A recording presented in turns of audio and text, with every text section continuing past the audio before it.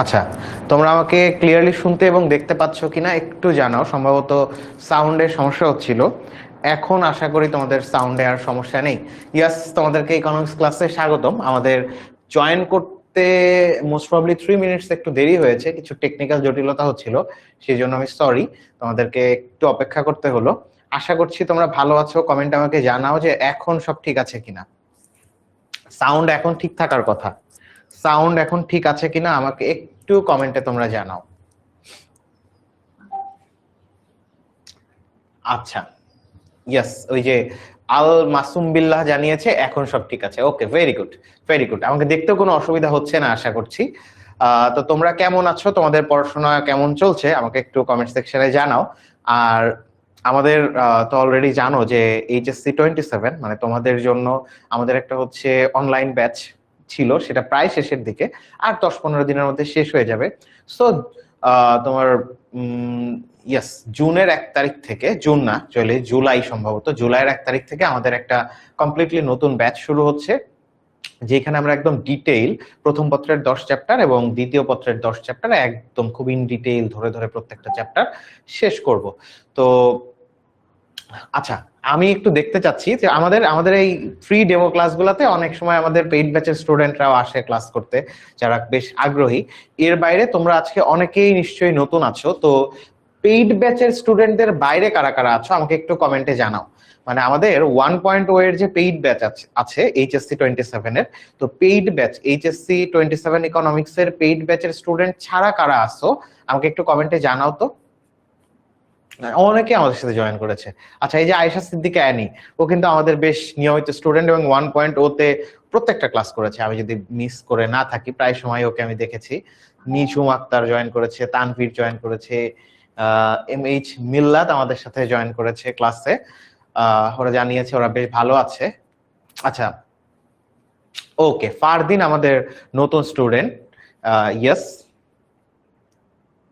আচ্ছা আচ্ছা। শাহেদ আহমেদ ও বলেছে নতুন, নামিরা ও আচ্ছা, উর্মি আমাদের সাথে নতুন করে জয়েন করেছে, ইশরাত জেরিন জয়েন করেছে, সুমি খাতুন জয়েন করেছে। ওকে, আচ্ছা, মাসুম বিল্লাহ আমাদের বেশ নিয়মিত স্টুডেন্ট এবং ও পরীক্ষাতেও বেশ ভালো করেছে। চাঁদনি খাতুন ও পেইড ব্যাচের। ওকে, ঠিক আছে ঠিক আছে। তার মানে আমাদের বেশ কিছু নতুন স্টুডেন্ট আছে, সমস্যা নেই। আজকের ক্লাসটার উদ্দেশ্য হলো যে আমাদের যে নতুন প্রোগ্রামটা আসতে যাচ্ছে সেই প্রোগ্রামে আমরা কিভাবে পড়াশোনা করাবো, তোমাদেরকে কি কি প্রোভাইড করব সেই ব্যাপারগুলো নিয়ে আলোচনা করা। তো প্রথমত আমরা আজকে অর্থনীতি প্রথম পত্রের 3য় অধ্যায় উৎপাদন, উৎপাদন ব্যয় এবং আয়, এই অধ্যায়টা নিয়ে আলোচনা করব। একটা ক্লাসে পুরো অধ্যায়টা শেষ করা কঠিন, তারপরেও আমরা অনেকটা সাইজেবল অ্যামাউন্টের পড়বো। আশা করি সেখান থেকে তোমরা একটা ধারণা পাবা যে তোমরা জাফর ভাইয়ের ক্লাস বুঝতে পারবা কিনা। আচ্ছা, আর একটা ভেরি গুড থিং মাথায় আসছে, সেটা হচ্ছে আমি আমার পরিচয় দেইনি। তোমরা যারা নতুন এসছো তোমাদেরকে আমি আমার পরিচয় দেই নাই। আমার নাম হচ্ছে জাফর ইমাম। আমি জাহাঙ্গীরনগর বিশ্ববিদ্যালয় থেকে ইকোনমিক্সে অনার্স এবং মাস্টার্স কমপ্লিট করেছি এবং আজকে প্রায় 3 বছর যাবত 10 মিনিট স্কুলে তোমাদের HSC লেভেলের ইকোনমিক্স পড়াচ্ছি। এই তো আপাতত পরিচয়, আর বাকিটা ইনশাআল্লাহ পড়তে পড়তে পরিচয় হবে। তো তোমাদের পেইড ব্যাচে যেটা আসতে যাচ্ছে সেখানে আমরা কিভাবে পড়াই, সেখানে আমাদের এরকম ক্লাস স্লাইড থাকে, ঠিক আছে? এরকম ক্লাস স্লাইড থাকে, এই ক্লাস স্লাইড গুলা থেকে আমরা তোমাদেরকে ক্লাসে পড়াবো। এবং এখানে আমরা পড়াতে পড়াতে যে দাগানো স্লাইড গুলা থাকবে, এখানে আমরা বিভিন্ন প্রবলেম সলভ করব, লিখবো। এইটা তোমরা তোমাদের অ্যাপে সাথে সাথে পেয়ে যাবা। ক্লাস শেষ হওয়ার পরপরই তোমরা স্লাইডটা পেয়ে যাবা। এর বাইরে তোমাদের প্রত্যেকটা চ্যাপ্টারের জন্য, ধরো প্রথম পত্রের 3য় অধ্যায় উৎপাদন, উৎপাদন ব্যয় এবং আয়, এই অধ্যায়ের উপরে তোমরা একটা ক্লাস লেকচার শিট PDF আকারে তোমাদের এন্ডে PDF মানে ইয়েতে অ্যাপ, তোমরা যে অ্যাপটা ইউজ করে এই ক্লাসগুলা করবা সেই অ্যাপে চলে যাবে। এই 3য় অধ্যায়ের উপরে একটা ক্লাস নোট, যেখানে তোমাদের ক্লাস লেকচার, তারপরে প্রিভিয়াস ইয়ার ইম্পর্টেন্ট কোশ্চেন, সেগুলোর সলভ, এগুলা ইন ডিটেইল তোমাদের দেওয়া থাকবে। এবং প্রত্যেকটা ক্লাস শেষ হওয়ার পর ওই ক্লাসের উপরে কিন্তু তোমাদের একটা MCQ টেস্ট হবে, যেইটা কিনা তোমাদের আজকে ধরো ক্লাসটা তোমাদের শেষ হলো, আগামীকালকে সকাল 10টা থেকে তোমরা ওই টেস্টটা 24 ঘন্টার মধ্যে যে কোনো সময় চাইলে দিয়ে এবং তুমি তোমার লিডার বোর্ডে অবস্থান কত সেটা জানতে পারবা। এর বাইরেও আমি যখন অনলাইন ক্লাসে আমরা পড়াচ্ছি, পড়াতে পড়াতে তোমার মনে কোনো কোশ্চেন আসছে, ডেফিনেটলি আমি তোমার কোশ্চেনের উত্তর দেবো। তারপরেও যেন কোনো কোশ্চেন মিস হয়ে না যায়। আর একজন কিন্তু টিচার টু, ব্যাক এন্ডে তোমরা যেমন ক্লাস দেখছো সেও দেখছে, তোমরা কোনো কমেন্টে কোনো জিজ্ঞাসা করলে সে সাথে সাথে এসে তোমাদের সেটা সর্ট আউট করে দিবে। আর সবচেয়ে ইম্পর্টেন্ট এবং সবচেয়ে ভালো যেটা ফিচার আমার মনে হয় এই প্রোগ্রামগুলোতে, সেটা হচ্ছে প্রত্যেক সপ্তাহে শুক্রবারে কিউএনএ সেশন থাকে, লাইভ কিউএনএ সেশন, যেটাকে আমরা বলছি কোশ্চেন এন্ড আনসার সেশন। অর্থাৎ এখানে তোমরা যে ক্লাসটা হচ্ছে, এই ক্লাসে তোমরা আমাকে কমেন্টে কোশ্চেন করতে পারতেছো, কিন্তু ভয়েস ওভারে কিন্তু কোশ্চেন করতে পারো না। তো ওই যে তোমার লাইভ সেশনটা যেটা হয় সেটা তোমরা জুমে জয়েন করতে পারো। আমি টিচার হিসেবে জুমে জয়েন করবো, তোমরা স্টুডেন্টরা ওই জুমে জয়েন করবে, এবং 1 by 1 তোমরা সরাসরি ভয়েসের মাধ্যমে টিচারকে স্পেসিফিক কোন একটা চ্যাপ্টারে যেই যেই সমস্যাগুলো আছে সেগুলো তোমরা সলভ করে নিতে পারবা, ঠিক আছে? এবং এর বাইরেও আমাদের কিন্তু 3টা বা 4টা চ্যাপ্টার শেষ হয়ে গেলে তার উপরে তোমাদের একটা full CQ solve class, board MCQ solve class হয়। এবং এই যে প্রোগ্রামটা শেষ হয়ে যাচ্ছে, হওয়ার পর ওদের প্রায় 5 থেকে 6টা ক্লাস হবে এমসিকিউ এবং সিকিউ সলভের উপর, যেগুলোতে শুধুমাত্র বোর্ড কোশ্চেন সলভ করানো হবে। সো এই হচ্ছে আমাদের ওভারভিউ, এবং মোটামুটি মোরাললেস 4, 4.5 মাসের মধ্যে তোমাদের কোর্স শেষ হয়ে যাবে। তো ঠিক আছে, অনেকটা সময় নিয়ে ফেললাম, তো চলো আমরা পড়াশোনাটা শুরু করি, ঠিক আছে? দেখো, অর্থনীতি প্রথম পত্রের 3য় অধ্যায় উৎপাদন, উৎপাদন ব্যয় এবং আয়, এই অধ্যায়টা 2টা জায়গা থেকে গুরুত্বপূর্ণ। প্রথমত, এই অধ্যায় থেকে তোমাদের ফুল অ্যাকসেপ্ট কোশ্চেন এবং 3 থেকে 4টা এমসিকিউ আসবেই, এটা একটা ব্যাপার। আর দ্বিতীয় ব্যাপার, তোমাদের যে প্রথম পত্রের 4র্থ অধ্যায় আছে বাজার অধ্যায়টা, এই বাজার অধ্যায়টা যদি তোমাদের ভালোভাবে পারতে হয়, বাজার অধ্যায়টা যদি বুঝতে হয়, তাহলে 3য় অধ্যায়ের উপরে খুব ভালো দখল থাকতে হবে, ঠিক আছে? তো তার মানে 4র্থ অধ্যায় যদি তোমার পারতে হয়, সেটার গেটওয়ে হচ্ছে 3য় অধ্যায়। 3য় অধ্যায় তুমি ভালো পারো মানে তোমাকে 4র্থ অধ্যায় বাজার, যেটা নিয়ে সবাই ভয় পায়, হ্যাঁ, একচেটিয়া বাজার, পূর্ণ প্রতিযোগিতামূলক বাজার, এই চিত্রগুলো ক্লিয়ার করতে আমার জাস্ট 1 ঘন্টা লাগবে, 1 ঘন্টা লাগবে যদি তোমার 3য় অধ্যায় ক্লিয়ার থাকে। এবং 3য় অধ্যায়টা কিন্তু বেশ টেকনিক্যাল, এখানে অনেকগুলা গ্রাফ আছে, সূচি তৈরি করা আছে, গ্রাফ দেখে অনেক কিছু প্রেডিক্ট করতে হয়, আবার সেই গ্রাফগুলা তোমার হচ্ছে পয়েন্ট করে করে আঁকানো বেশিরভাগ সময় আসলে সময় থাকে না, এটাকে একটা ধারণা করে আঁকাতে হয়। আচ্ছা, বিবেক দে বলেছে পিডিএফ থাকলে ভালো হয়। তোমাদের যখন কোর্সের ক্লাস হবে তখন তোমরা পিডিএফ পেয়ে যাবা, পিডিএফ লেকচার শিট পেয়ে যাবা, ঠিক আছে? যেখানে পুরো চ্যাপ্টারটা ন্যারেট করা থাকবে, তারপরে তোমাদের বোর্ড কোশ্চেন, এমসিকিউ, সিকিউ এবং সেগুলোর উত্তর সহ পাবা। আর এইটার কিন্তু তোমরা দাগানো যে স্লাইড, এই স্লাইডটা পিডিএফ আকারেই তোমরা পেয়ে যাবা, ঠিক আছে?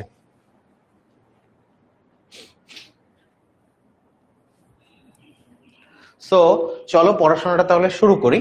এই অধ্যায়ের প্রথমত যে আলোচনাটা আছে সেটা হচ্ছে উৎপাদন। তো প্রথমেই তোমাদের মাথায় আসে উৎপাদন জিনিসটা কি। বেসিক্যালি উৎপাদন হচ্ছে এমন একটা প্রক্রিয়া, যেই প্রক্রিয়ার মাধ্যমে কোনো দ্রব্য বা সেবার উপযোগ বৃদ্ধি করা হয় বা নতুন উপযোগ সৃষ্টি করা হয়। মানে তোমাদেরকে যদি কেউ কখনো এক কথায় জিজ্ঞেস করে যে উৎপাদন কি, তাহলে উৎপাদন হচ্ছে উপযোগ বৃদ্ধি বা নতুন উপযোগ সৃষ্টি করা। কেমন? মনে করো তোমার কাছে একটা কাঠ আছে, ঠিক আছে? এই কাঠ থেকে তুমি কি করতে পারো, জ্বালানি বানাতে পারো বা অন্যান্য যে কোনো কাজে ব্যবহার করতে পারো। এখন এই কাঠ থেকে ফার্নিচার তৈরি করা হলো, ধরো পড়ার চেয়ার, টেবিল, যে কোনো ফার্নিচার তৈরি করা হলো। তাহলে দেখো, এই কাঠের ব্যবহারযোগ্যতা ছিল একরকম, কিন্তু তুমি যখন এটা থেকে টেবিল তৈরি করছো, সেটা তোমার অন্য আরেক ধরনের অভাব পূরণ করতেছে। তার মানে এখানে কাঠের উপযোগ সৃষ্টি হলো, নতুন উপযোগ সৃষ্টি হলো। আবার তুমি যদি কোনো কিছুর উপযোগ বৃদ্ধি করতে পারো, সেটাও এক ধরনের উৎপাদন, ঠিক আছে?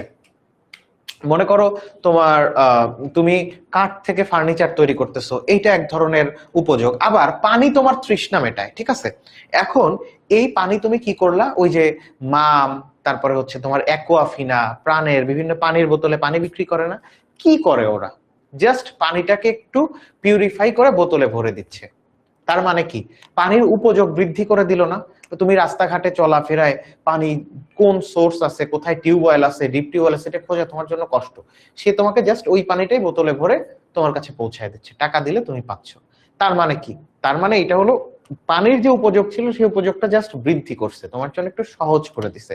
তার মানে উৎপাদন মানে হচ্ছে কোনো কিছুর উপযোগ বৃদ্ধি করা বা নতুন উপযোগ সৃষ্টি করা।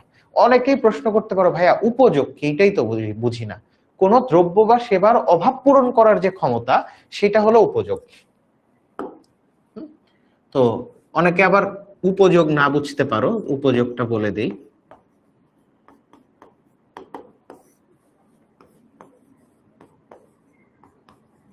কোনো দ্রব্য বা সেবার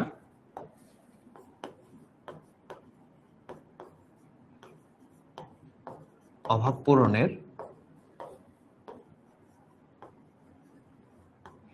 ক্ষমতাকে উপযোগ বলে। আর তাহলে উৎপাদন জিনিসটা কি? উৎপাদন হচ্ছে বলতে এমন একটি প্রক্রিয়াকে বোঝায় যে প্রক্রিয়ার মাধ্যমে প্রকৃতি প্রদত্ত বস্তুর উপযোগ সৃষ্টি করা হয়। এখানে তোমরা আরেকটু ভালো হয় যদি অ্যাড করে দাও যে উৎপাদন বলতে এমন একটি প্রক্রিয়াকে বোঝায় যেখানে কোনো দ্রব্য বা সেবার উপযোগ বৃদ্ধি করা হয় বা নতুন উপযোগ সৃষ্টি করা হয়, ঠিক আছে? আর উপযোগ কি? কোনো দ্রব্য বা সেবার অভাব পূরণ করার ক্ষমতাকে উপযোগ বলে। পানি খেলে আমাদের তৃষ্ণা মিটে, এটা হচ্ছে পানির উপযোগ। পানির অভাব পূরণ করার ক্ষমতা কি? আমার তৃষ্ণা মেটানো। পোশাক পরলে আমার লজ্জা নিবারণ হয়, তার মানে পোশাকের উপযোগ হচ্ছে লজ্জা নিবারণ করা। পোশাক আমার এক ধরনের অভাব পূরণ করতেছে, ঠিক আছে? তো এখন দেখো উৎপাদনের বৈশিষ্ট্য, এটা কিন্তু তোমাদের গ এর জন্য খুব গুরুত্বপূর্ণ, অনেক সময় চলে আসে। আর গতে যদি নাও আসে তাহলে তোমাদের এমসিকিউ এর জন্য লাগবে। কি বলছে? উৎপাদন একটি প্রক্রিয়া যার মাধ্যমে বাড়তি উপযোগ সৃষ্টি করা হয়। এটা তো আমরা মাত্রই জানলাম। এ প্রক্রিয়ায় প্রকৃতি থেকে প্রাপ্ত সম্পদের অধিকতর ব্যবহার উপযোগী করা হয়, মানে প্রকৃতি থেকে আমি যে সম্পদ পাইছি সেটাকে আরো ব্যবহার উপযোগী করা হয়। ধরো মাটির নিচ থেকে আমি স্বর্ণ পাচ্ছি, সেই স্বর্ণটা কি করতে হয়? সেই স্বর্ণটা পিউরিফাই করতে হয়। ওই যে 22 ক্যারেট 24 ক্যারেট, এগুলো তো আসলে কোন স্বর্ণটা কত খাঁটি সেটা বোঝায়। 22 ক্যারেটের চেয়ে 24 ক্যারেটের মধ্যে খাদ আছে কম, তাই তো? তো এই স্বর্ণ মাটি থেকে তুলে একটা প্রসেস করে তারপরে সেটা গহনা বানায় আমাদের ব্যবহার উপযোগী করা হয়। তো এই স্বর্ণ কোথা থেকে পাওয়া গেছে? প্রকৃতি থেকেই তো। সেটা বলছে এই প্রক্রিয়ার মাধ্যমে প্রকৃতি থেকে প্রাপ্ত সম্পদকে অধিকতর ব্যবহার উপযোগী করা হয়। বিভিন্ন উপকরণের সমন্বয় সাধনের মাধ্যমে বস্তুগত দ্রব্য বা সেবার উপযোগ বৃদ্ধি বা সৃষ্টি করা হয়। তো বিভিন্ন উপকরণের সমন্বয় সাধনের মাধ্যমেই তো নতুন উপযোগ সৃষ্টি করা হয়। তার মানে উৎপাদন প্রক্রিয়াটা পরিচালনা করা হয়। উৎপাদন কি একা একা চলতে পারে? উত্তর হচ্ছে না। তো উৎপাদন কিন্তু একা একা চলতে পারে না। উৎপাদন পরিচালনা করার জন্য উৎপাদনের কতগুলো উপকরণের দরকার হয়, আমরা একটু পরেই দেখব যে উৎপাদনের কি কি উপকরণ লাগে। তুমি নরমালি চিন্তা করো যে তুমি একটা কাঠ থেকে টেবিল তৈরি করবা। কাঠ থেকে টেবিল তৈরি করা, এটা তো এক ধরনের উৎপাদন। কারণ কি? আমি কাঠের থেকে যখন টেবিল তৈরি করতেছি তখন আমার উপযোগ কিন্তু বৃদ্ধি পাচ্ছে বা একটা নতুন উপযোগ সৃষ্টি করতেছে। কাঠের অভাব পূরণ করার ক্ষমতা, টেবিলের অভাব পূরণ করার ক্ষমতা আলাদা, তার মানে নতুন একটা উপযোগ তৈরি হচ্ছে। কাঠ থেকে টেবিল তৈরি করার জন্য কি দরকার? তোমার একটা স্পেস ভাড়া নেওয়া দরকার, সেখানে তোমার কিছু মেশিনারিজ দরকার, লেবার দরকার। হ্যাঁ, তো এইটাই বলছে যে বিভিন্ন উপকরণের সমন্বয় সাধনের মাধ্যমে, তার মানে লেবার, ওই এরিয়া, হ্যাঁ, মেশিনারিজ, এগুলোর মধ্যে সমন্বয় সাধন করলেই তুমি উৎপাদনটা করতে পারবা, ঠিক আছে? তারপর কি? এখানে দেখো এরকম ভাবে নানান রকম তোমার বৈশিষ্ট্য দেওয়া আছে, এটা তোমার রিডিং পড়লেই পারবা। এইটা তোমার মুখস্থ করার দরকার নেই, 3-4টা জাস্ট মাথায় রাখবা আর একবার রিডিং পড়ে নিলেই হয়ে যাবে। এরপরে দেখো উৎপাদনের উপকরণ, যেটা বলতেছিলাম যে একটা উৎপাদন প্রক্রিয়া চালাতে কি কি জিনিসের দরকার হয়। এই যে কি কি জিনিসের দরকার হয় এইগুলাকেই বলা হচ্ছে উৎপাদনের উপকরণ। তো উৎপাদনের উপকরণ হচ্ছে 4টা: ভূমি, শ্রম, মূলধন আর সংগঠন, ঠিক আছে? ভূমি, শ্রম, মূলধন আর সংগঠন, এই 4টা হচ্ছে উৎপাদনের উপকরণ। এর মধ্যে সংগঠন হচ্ছে সবচেয়ে গুরুত্বপূর্ণ উপকরণ। হ্যাঁ,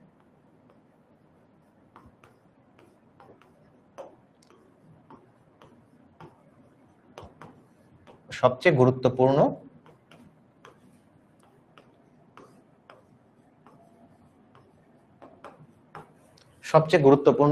উপকরণ, ঠিক আছে?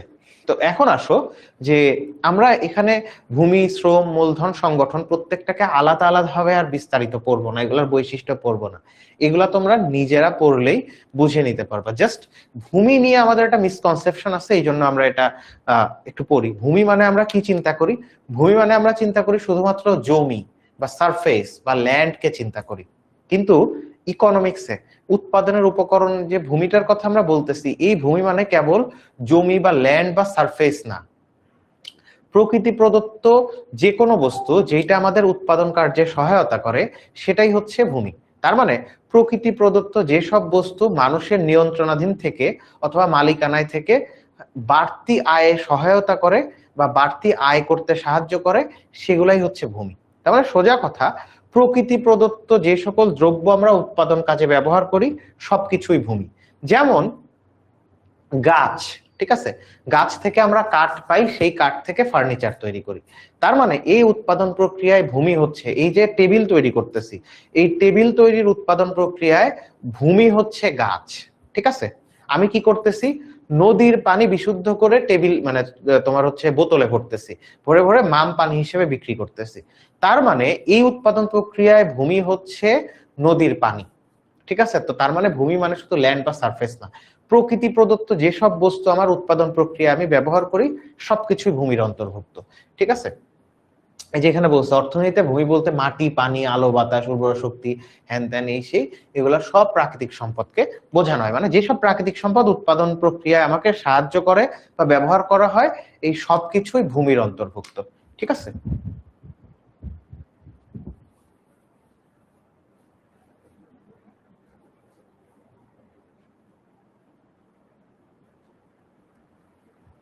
তো এখন আসো ভূমির যে বৈশিষ্ট্য বলা আছে এগুলো তোমরা নিজেরাই পারবা, যে ভূমি প্রকৃতির দান এবং ভূমির যোগান দাম নেই। ভূমির যোগান দাম নেই এটা আসলে পৃথিবীর প্রেক্ষিতে, অর্থাৎ এই যে পৃথিবীতে এত এত গাছ দেখতে পাই, এই গাছ আল্লাহ তাআলা দেওয়ার জন্য আমাদের কাছ থেকে কি কোনো অর্থ নিচ্ছে? নেন নাই। এখন তোমার জমিতে গাছ হইছে, তুমি আরেকজনের কাছে বিক্রি করতেছো, সেইটার যোগান দাম আছে। কিন্তু ভূমির যে যোগান দাম নেই, এই কথাটা বলা হয়েছে পৃথিবীর সাপেক্ষে, সৃষ্টিকর্তার, পৃথিবীর সকল মানুষ সাপেক্ষে বলা হয়েছে। সৃষ্টিকর্তাকে যোগান দেওয়ার জন্য কোনো দাম নিছে? নেয় নাই। তুমি নদী থেকে পানি সংগ্রহ করতেছো, করে বিশুদ্ধ করে তুমি বোতলে ভরে মাম পানি হিসেবে বিক্রি করতেছো। এখন এইটার জন্য কি গড় তোমার কাছ থেকে কোনো যোগান দাম নিছে? নেন নাই। এই সাউন্ডের কি কোনো সমস্যা হচ্ছে? মাসুম বলতেছে সাউন্ডের কি হলো? সাউন্ডের তো সমস্যা হওয়ার কথা না। সাউন্ডের কি কোনো সমস্যা হচ্ছে বলো তো?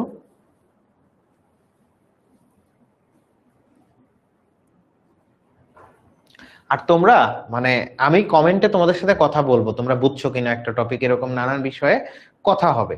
কিন্তু তোমরা কমেন্টে আমি যখন পড়াবো মাসুম, মানে আমরা অপ্রয়োজনীয় কথা না বলি, হ্যাঁ। আমাদের প্রয়োজনীয় কোনো ক্লাস সম্পর্কিত কোশ্চেন থাকলে তাইলে করব, এরপরে আমি যখন ক্লাসটা একটা টাইমে তোমাদের সাথে ইন্টারঅ্যাক্ট করবো, এটা বুঝছো কিনা কি বোঝো নাই, ঠিক আছে। তো তাহলে এরপরে দেখো, ভূমির যোগান সীমাবদ্ধ। ভূমির যোগান সীমাবদ্ধ বলতে কি বোঝানো হয়? মনে করো যে ঢাকা, ঠিক আছে, ঢাকায় 500 একর জমি আছে। কত? 500 একর। তাহলে এই পাশে দাম, এই পাশে পরিমাণ। তো এখন ঢাকায় যে 500 একর মনে করো জমি আছে, তুমি 5 কোটি টাকা দাও এক কাঠা জমির জন্য, আর 10 লাখ টাকা দাও এক কাঠা জমির জন্য, ঢাকার জমির পরিমাণ কিন্তু 500 একরই থাকবে।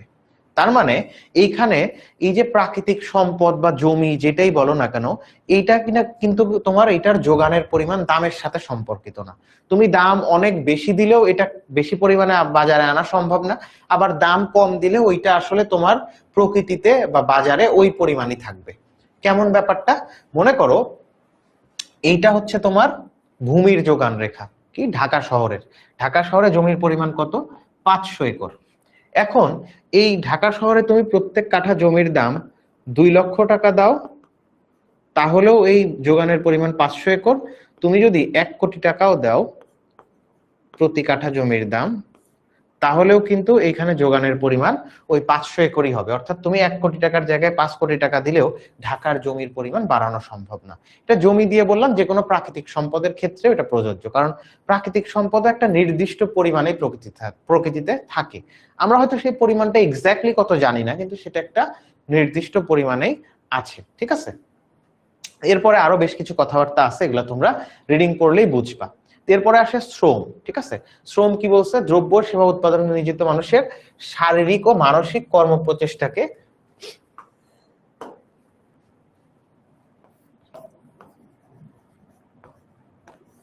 শারীরিক ও মানসিক কর্ম প্রচেষ্টাকে শ্রম বলে। তার মানে আমাদের যে শারীরিক এবং মানসিক শ্রম আমরা যে দেই, সেটাকে একত্রেই আসলে শ্রম বলা হচ্ছে।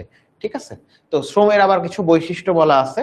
এটা তোমরা নিজেরা পড়ে নিলেই পারবা। এরপরে আসে হচ্ছে মূলধন। মূলধন কি? মূলধন হচ্ছে মানুষের উৎপাদন প্রক্রিয়ায় উৎপাদিত দ্রব্য বা সেবার একটা অংশ, যেটা কিনা পরবর্তীতে উৎপাদন কাজে ব্যবহার করা হয়। দেখো কি বলছে, অর্থনীতিতে মূলধন হলো মানুষের শ্রমের দ্বারা উৎপাদিত সম্পদ বা বস্তুর সেই অংশ যা পরবর্তী উৎপাদন কাজে নিয়োজিত হয়। কেমন ব্যাপারটা?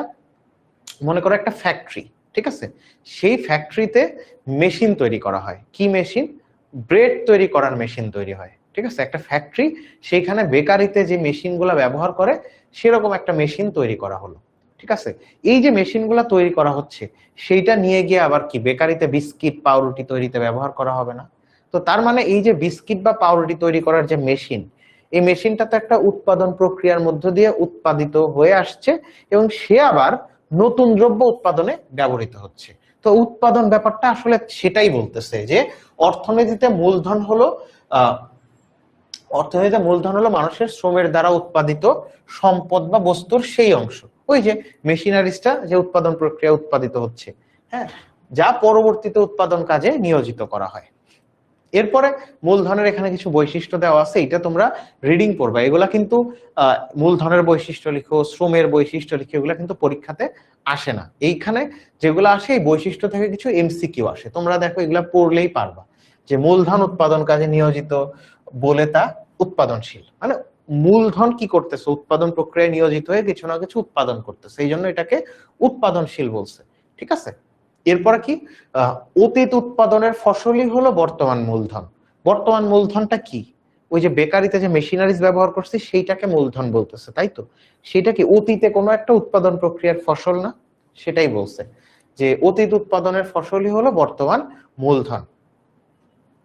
মূলধন সঞ্চয়ের ফল। আচ্ছা, একটা জিনিস তোমাদেরকে বলি, এই যে আমরা মূলধনের যে সংজ্ঞাটা পড়লাম, অতীত মানে কি? অর্থনীতিতে মূলধন হলো মানুষের শ্রমের দ্বারা উৎপাদিত সম্পদ, সম্পদের সেই অংশ যে পরবর্তীতে উৎপাদন কাজে ব্যবহার করা হয় বা পরবর্তী উৎপাদন কাজে নিয়োজিত হয়। এই ডেফিনেশনটা অনেক আগের, ঠিক আছে। এইখানে দেখো, অর্থ বা টাকাকে কিন্তু সরাসরি মূলধন বলা হচ্ছে না, ক্যাপিটাল বলা হচ্ছে না। কিন্তু এখন মডার্ন ইকোনমিক্সে আমরা ব্যবসায় যে নতুন করে টাকা দেই, ব্যবসায় যে নতুন করে টাকা বিনিয়োগ করি, সেইটাকেও মূলধন বলা হয়। কিন্তু এইখানে যে ডেফিনেশন, এই ডেফিনেশনটা অনেক পুরাতন, ঠিক আছে।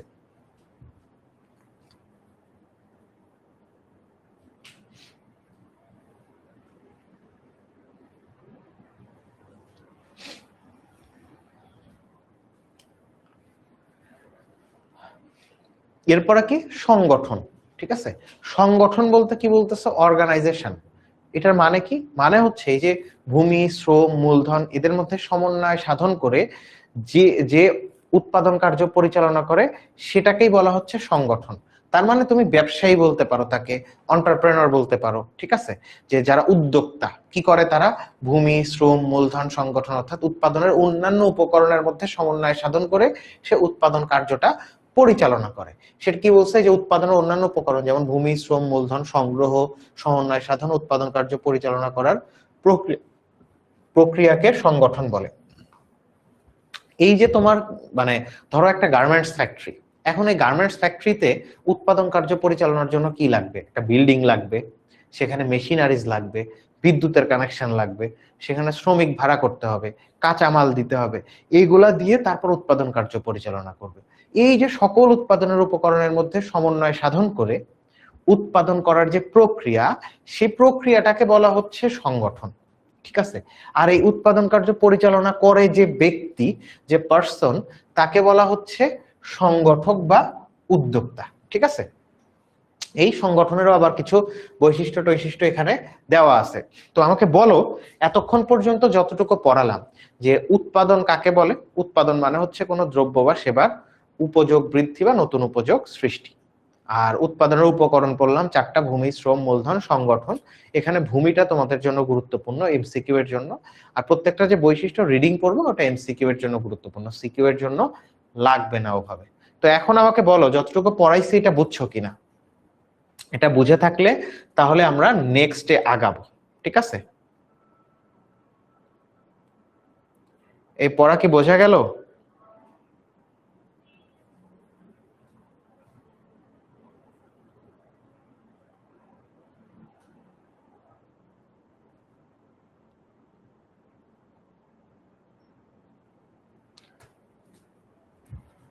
বলো।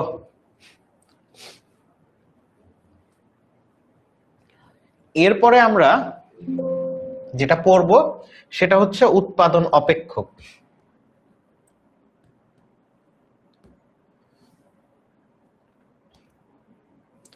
আচ্ছা, তোমরা কি অপেক্ষক বোঝো? আমরা এখন পড়ব উৎপাদন অপেক্ষক।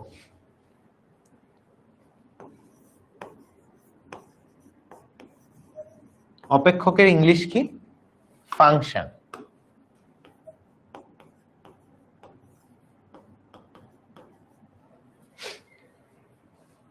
আচ্ছা, তোমরা কি অপেক্ষক বোঝো?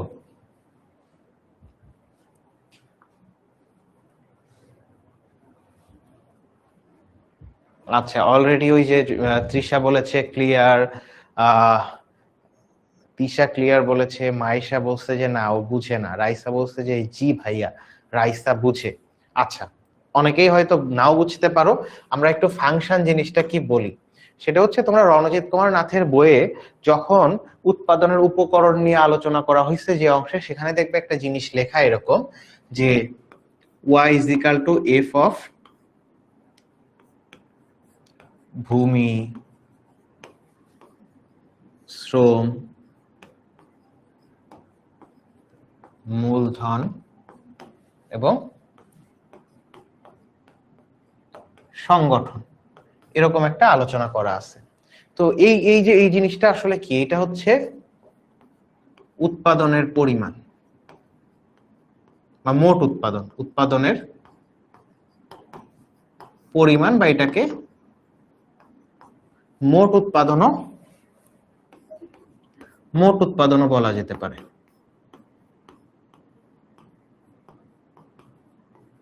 মোট উৎপাদনও বলা যেতে পারে। তো কি বলছে, মোট উৎপাদন ইজ আ ফাংশন অফ ভূমি, শ্রম, মূলধন, সংগঠন। তো এইটার মানে কি দেখো, ছোটবেলায় কিন্তু এই জিনিসটা আমাদের মাথায় আসলে নেওয়া উচিত ছিল, কিন্তু আমরা ছোটবেলায় এভাবে বুঝতে পারি নাই। ফাংশন জিনিসটা আমরা কম বুঝি। ধরো এরকম আমরা সমীকরণ পড়ছি না, y is equal to 2x plus 10, এরকম কিন্তু আমরা সমীকরণ পড়ছি।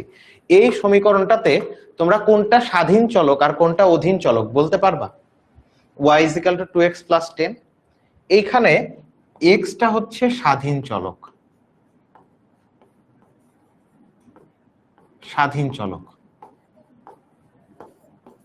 y হচ্ছে অধীন চলক। তো দেখো, স্বাধীন চলক কি? স্বাধীন চলক হচ্ছে এখানে x, অর্থাৎ যার মান অন্য কারো মানের উপরে নির্ভর করে না, যার মান আমি ইচ্ছা মতো বসাতে পারি। এখানে এই সমীকরণে x এর মান কিন্তু 1 2 3 4 ইচ্ছা মতো বসানো যায়, এবং x এর মান কত বসাচ্ছি তার উপর নির্ভর করে কিন্তু y এর মান বের হয়, অর্থাৎ y এর মানটা x এর মানের উপরে নির্ভরশীল। এই জন্য y কে বলা হচ্ছে অধীন চলক, x কে বলা হচ্ছে স্বাধীন চলক।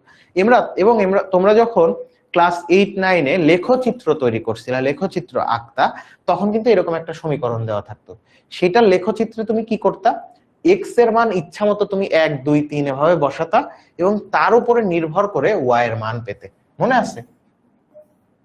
এই যে এখানে এরকম x এর মান বসাতা আর y এর মান কিন্তু তোমরা পেতে। এরকম মনে করো x এর মান 1, এখানে যদি 1 বসাই, তাহলে x এর মান 1 বসালে 2 গুণন 1, 2 যোগ 10 12 হচ্ছে। x এর মান 2 বসালে 2 গুণন 2 4, 10 যোগ করলে 14, এইভাবে কিন্তু আমরা করছিলাম। তো তার মানে কি, x এর মান আমি ইচ্ছা মতো বসাতে পারি, এটার পরে আমি এইটার উপর নির্ভর করে y এর মানটা পাই। তো তার মানে x হচ্ছে স্বাধীন চলক, x এর মান ইচ্ছা মতো বসানো যায়, y এর মান তার উপরে নির্ভর করে। এখন এই যে ইকুয়েশন, এই ইকুয়েশনটার যদি আমি ফাংশনাল ফর্ম লিখি, এই ইকুয়েশনটার যদি আমি এখন ফাংশনাল ফর্মটা লিখি,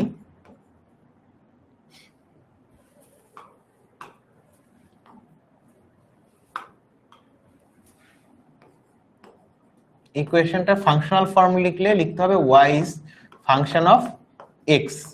এই কথাটার মানে কি, এই জিনিসটা আমরা ছোটবেলা থেকে অনেক দেখে আসছি, এটা আমরা অনেক সময় বুঝি না। এইটার মানে হলো y এর মান x এর মানের উপরে নির্ভরশীল। মানে এই ফাংশনাল ফর্মটা আমাকে বলতেছে y is a function of x, মানে ওয়াই এর মান এক্স এর মানের উপর নির্ভর করতেছে। আমরা এখানে তাই তো দেখতেছি, ওয়াই এর মান এক্স এর মানের উপরে নির্ভর করে। এক্স এর মান 2 বসালে ওয়াই এর মান হয় 2 গুণন 2 4 আর 10 যোগ করলে 14। ওয়াই এর মান যদি 3 বসাও, সরি এক্স এর মান যদি 3 বসাও, ওয়াই এর মান কিন্তু চেঞ্জ হয়ে যাবে। তার মানে ওয়াই এর মানটা এক্স এর মানের উপর নির্ভর করতেছে। এখন সিমিলারলি আমি যদি লিখি y is equal to 2x plus 5z plus 10, তো তাহলে এখন এইটার ফাংশনাল ফর্ম কি হবে তোমরা নিজেরাই বলো তো। এই যে y is equal to 2x plus 5z plus 10, এইটার ফাংশনাল ফর্ম যদি আমি লিখি কেমন হবে? এখানে একটা জিনিস খেয়াল করো, এখানে অধীন চলক কোনটা? y।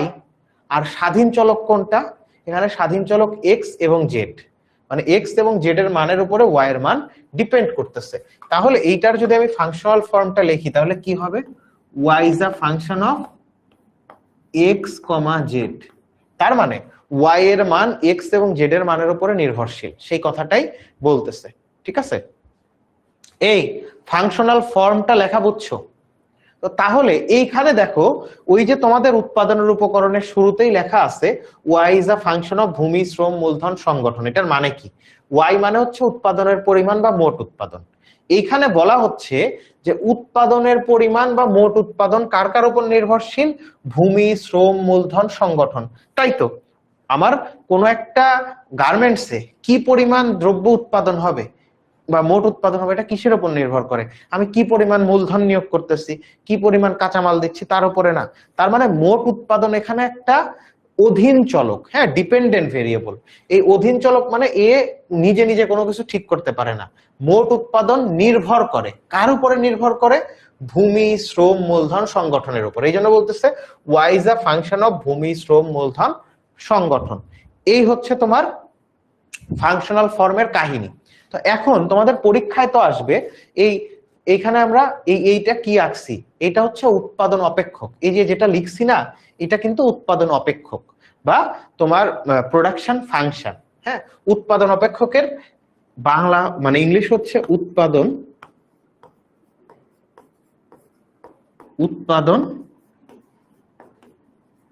অপেক্ষক। হ্যাঁ, এইটার ইংলিশ কি? Production function.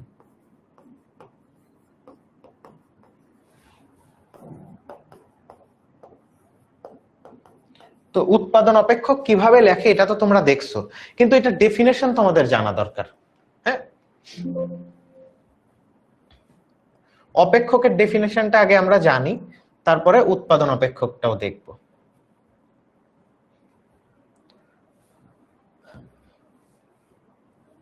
অপেক্ষক কাকে বলে?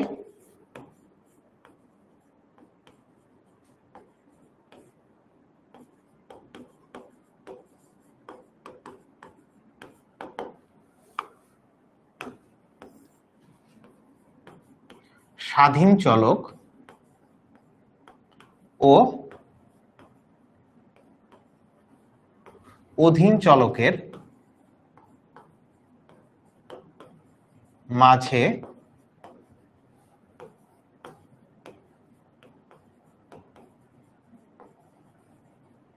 নির্ভরশীলতার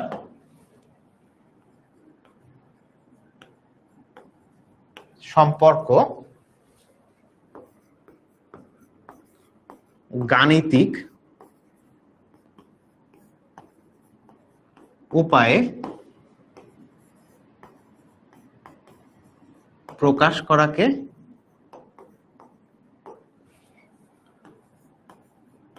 অপেক্ষক বলে। কি বলতেছে? স্বাধীন চলক ও অধীন চলকের মাঝে নির্ভরশীলতার সম্পর্ক গাণিতিক উপায়ে প্রকাশ করাকে অপেক্ষক বলে। একটা অপেক্ষক আমরা লিখি y is a function of, ওই যে লিখছিলাম x, z। তার মানে এখানে y এর মান x এবং z এর মানের উপরে নির্ভর করতেছে। তো এখানে y কি? y হচ্ছে সেই অধীন চলক, অধীন চলক। আর এখানে x এবং z এই দুইটা কি? এই দুইটা স্বাধীন চলক। তো স্বাধীন চলক আর অধীন চলকের মধ্যে কি নির্ভরশীলতার সম্পর্ক গাণিতিক উপায়ে প্রকাশ করাকে অপেক্ষক বলে। ঠিক আছে, এটা হলো ইন জেনারেল অপেক্ষকের সংজ্ঞা। তো তাহলে উৎপাদন অপেক্ষকের সংজ্ঞা কি হবে? খুবই সহজ, ওখান থেকেই আমরা আসি।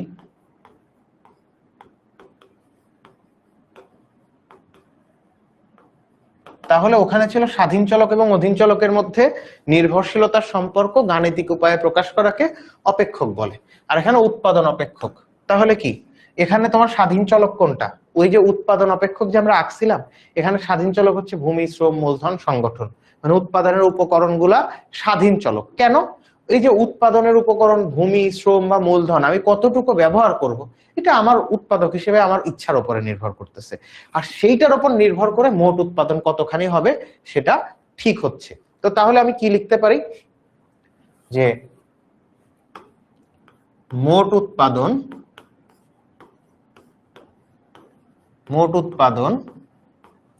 ও উৎপাদনের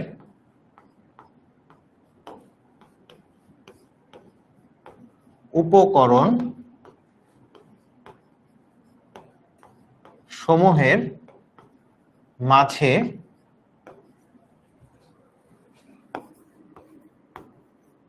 নির্ভরশীলতার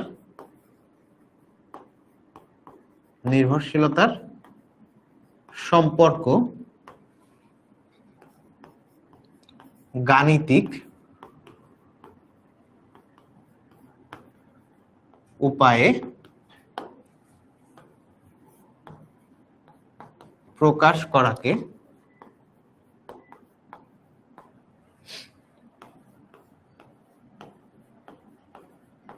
উৎপাদন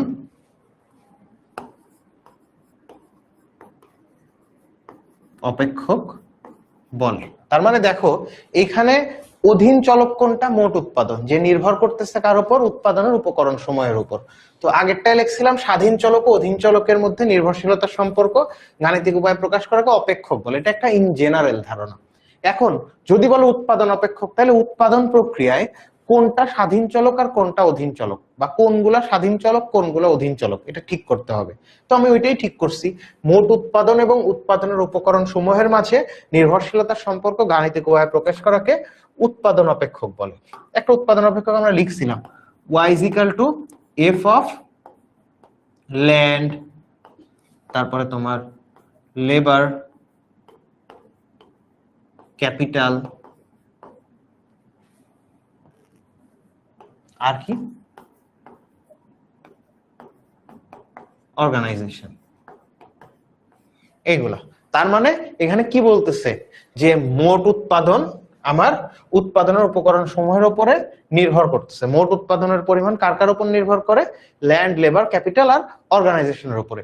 এইটা হচ্ছে উৎপাদন অপেক্ষকের সংজ্ঞা। আর উৎপাদন অপেক্ষক দেখতে কেমন? এই যে উৎপাদন অপেক্ষক দেখতে এমন। ঠিক আছে, তো এইগুলাকে আবার শর্টেও লেখা যায়। y is equal to মনে করো উৎপাদনের উপকরণ মনে করো দুইটা, হ্যাঁ, লেবার আর ক্যাপিটাল। তাহলে লেবার আর ক্যাপিটাল, এল দ্বারা লেবার, কে দ্বারা ক্যাপিটাল, আমরা লিখতে পারি চাইলে। এখানে উৎপাদনের উপকরণ দুইটা, এই দুইটা উৎপাদনের উপকরণের উপরে মোট উৎপাদন নির্ভর করতেছে। এই তোমরা আমাকে একটু কমেন্টে জানাও, ঘুমায় যাও নাই তো?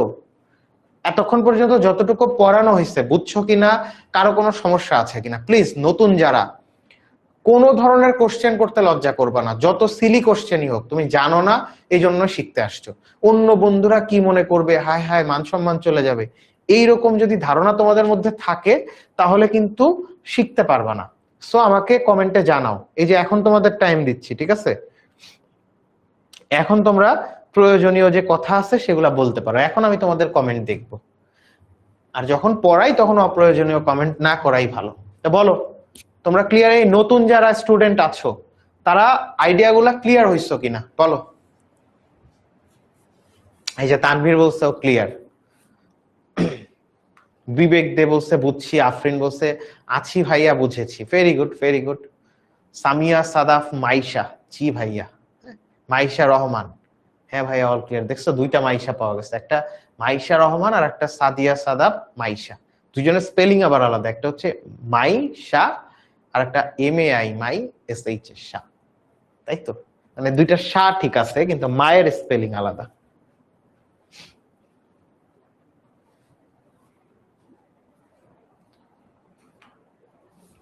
লেবার আর অর্গানাইজেশন বাদ দেই নাই, এইখানে এরকম একটা আমরা উৎপাদন প্রক্রিয়া চিন্তা করছি যেখানে লেবার আর ক্যাপিটাল আছে, দ্যাটস ইট। চারটাও থাকতে পারে, দুইটাও থাকতে পারে, এটা উৎপাদন প্রক্রিয়া কেমন হবে তার উপরে নির্ভর করতেছে। হ্যাঁ, চাঁদনি খাতুন বলছে যে ভাইয়া কোন অধ্যায়গুলো ইম্পর্টেন্ট যদি বলে দিতেন। তোমার পরীক্ষার সিলেবাসে কোন অধ্যায় আছে এটা তো আমি জানি না ভাইয়া, জানলে বলে দিতে পারতাম। তো এখন আসো, তো উৎপাদন অপেক্ষক এই যে বলা আছে এখানে সেইগুলাই উৎপাদনের। এখন আসো যে সময়ের ভিত্তিতে উৎপাদন অপেক্ষক দুই প্রকার, ঠিক আছে? সময়ের ভিত্তিতে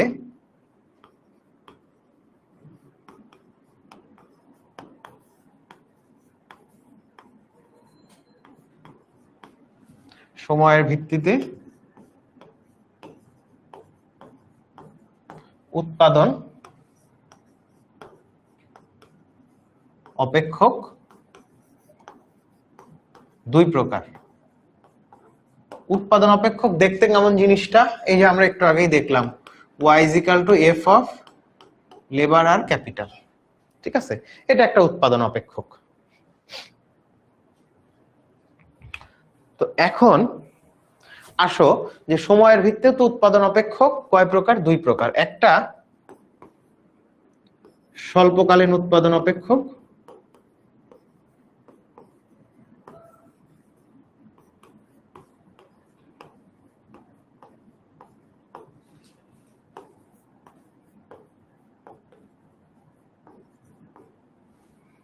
আর একটা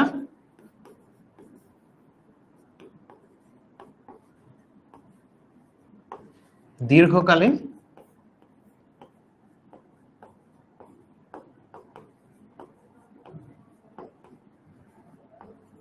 উৎপাদন অপেক্ষক। অর্থাৎ একটা শর্ট রান প্রোডাকশন ফাংশন, একটা লং রান প্রোডাকশন ফাংশন, ঠিক আছে?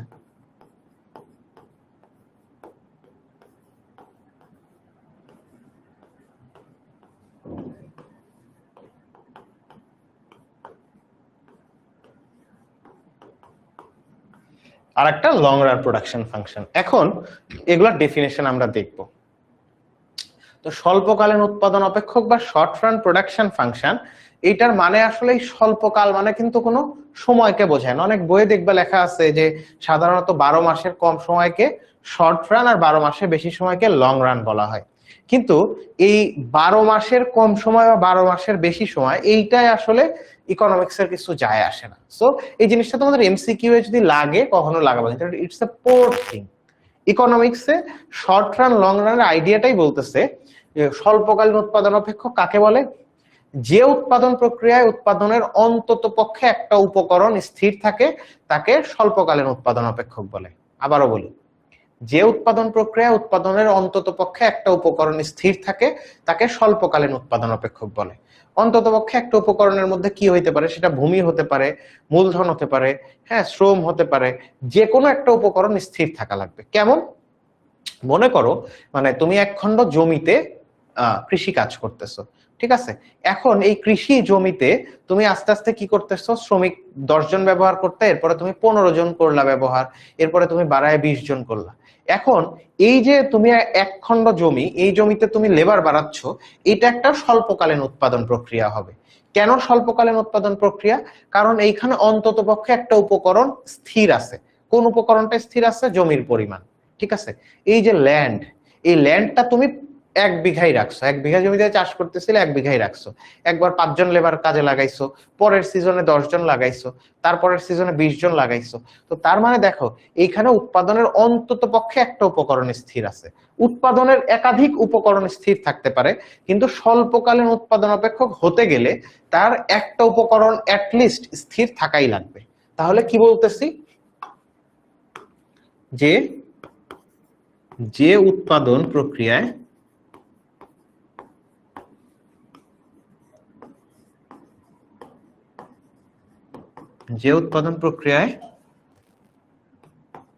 উৎপাদনের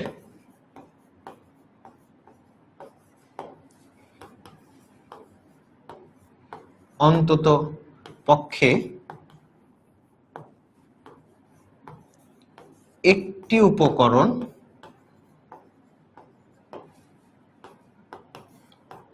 স্থির থাকে, স্থির মানে হচ্ছে ফিক্সড, ঠিক আছে,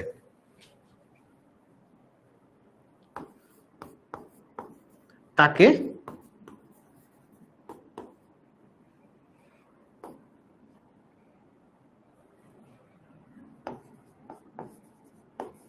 স্বল্পকালীন উৎপাদন অপেক্ষক বলে।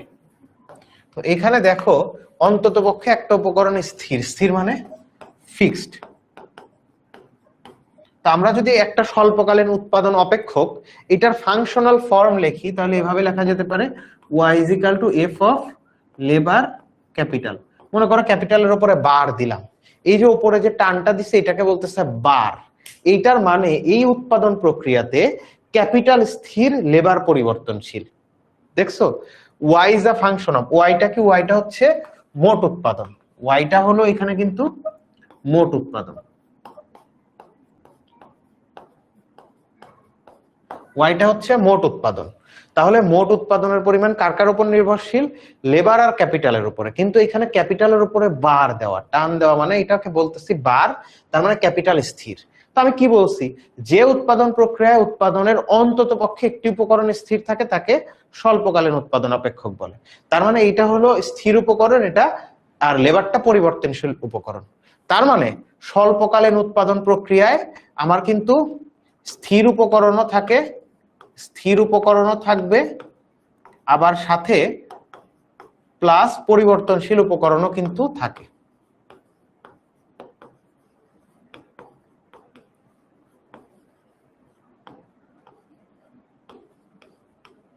সাথে কিন্তু পরিবর্তনশীল উপকরণও থাকে।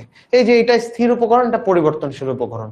এই স্বল্পকালীন উৎপাদন অপেক্ষকের আইডিয়াটা কি তোমরা বুঝতে পারছো বলো তো, এই কমেন্টে জানাও।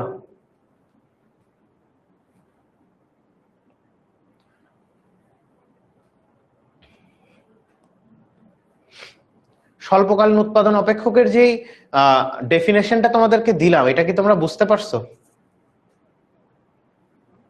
কমেন্টে জানাও। এই নতুন যারা আছো তোমরা আরেকটু বেশি করে রেসপন্স করবা, মানে তোমরা কি বুঝতেছো পড়া না বুঝতেছো না, এটা তো আমাকে বুঝতে হবে নাকি। দেখো স্বল্পকালীন উৎপাদন অপেক্ষকের আমরা যদি একটা চিত্র আঁকাতে চাই সেটাও কিন্তু আমরা পারবো। দেখো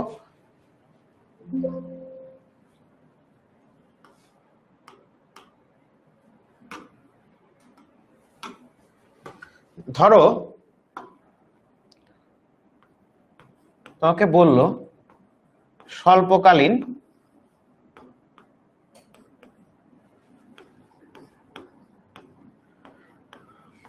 উৎপাদন অপেক্ষক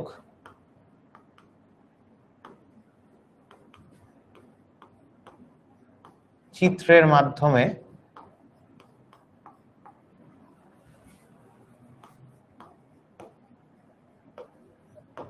দেখাও।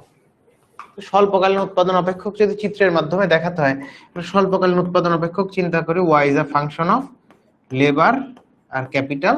মনে করলাম ক্যাপিটালের উপরে বার, তার মানে লেবার আমি বাড়াবো, এবং এইটা আমি কিভাবে করতে পারি, এই যে এই পাশে দিচ্ছি আমি হচ্ছে টিপি মানে টোটাল প্রোডাকশন, ঠিক আছে, বা মোট উৎপাদন।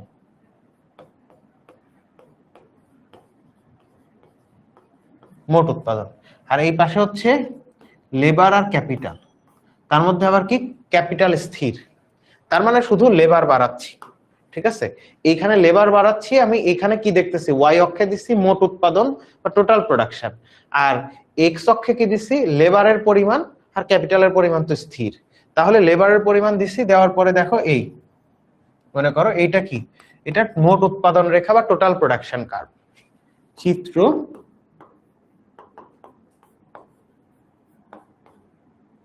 মোট উৎপাদন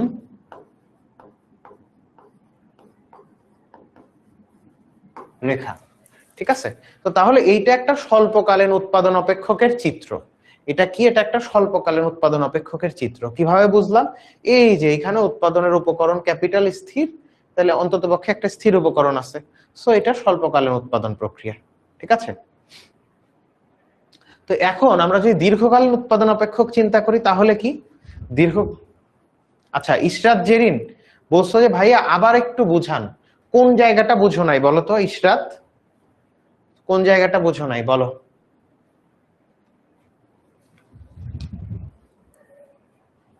এই যে এই চিত্রের এই জায়গাটা, নাকি একদম এই স্বল্পকালীন উৎপাদন অপেক্ষকের প্রথম থেকে বুঝো নাই?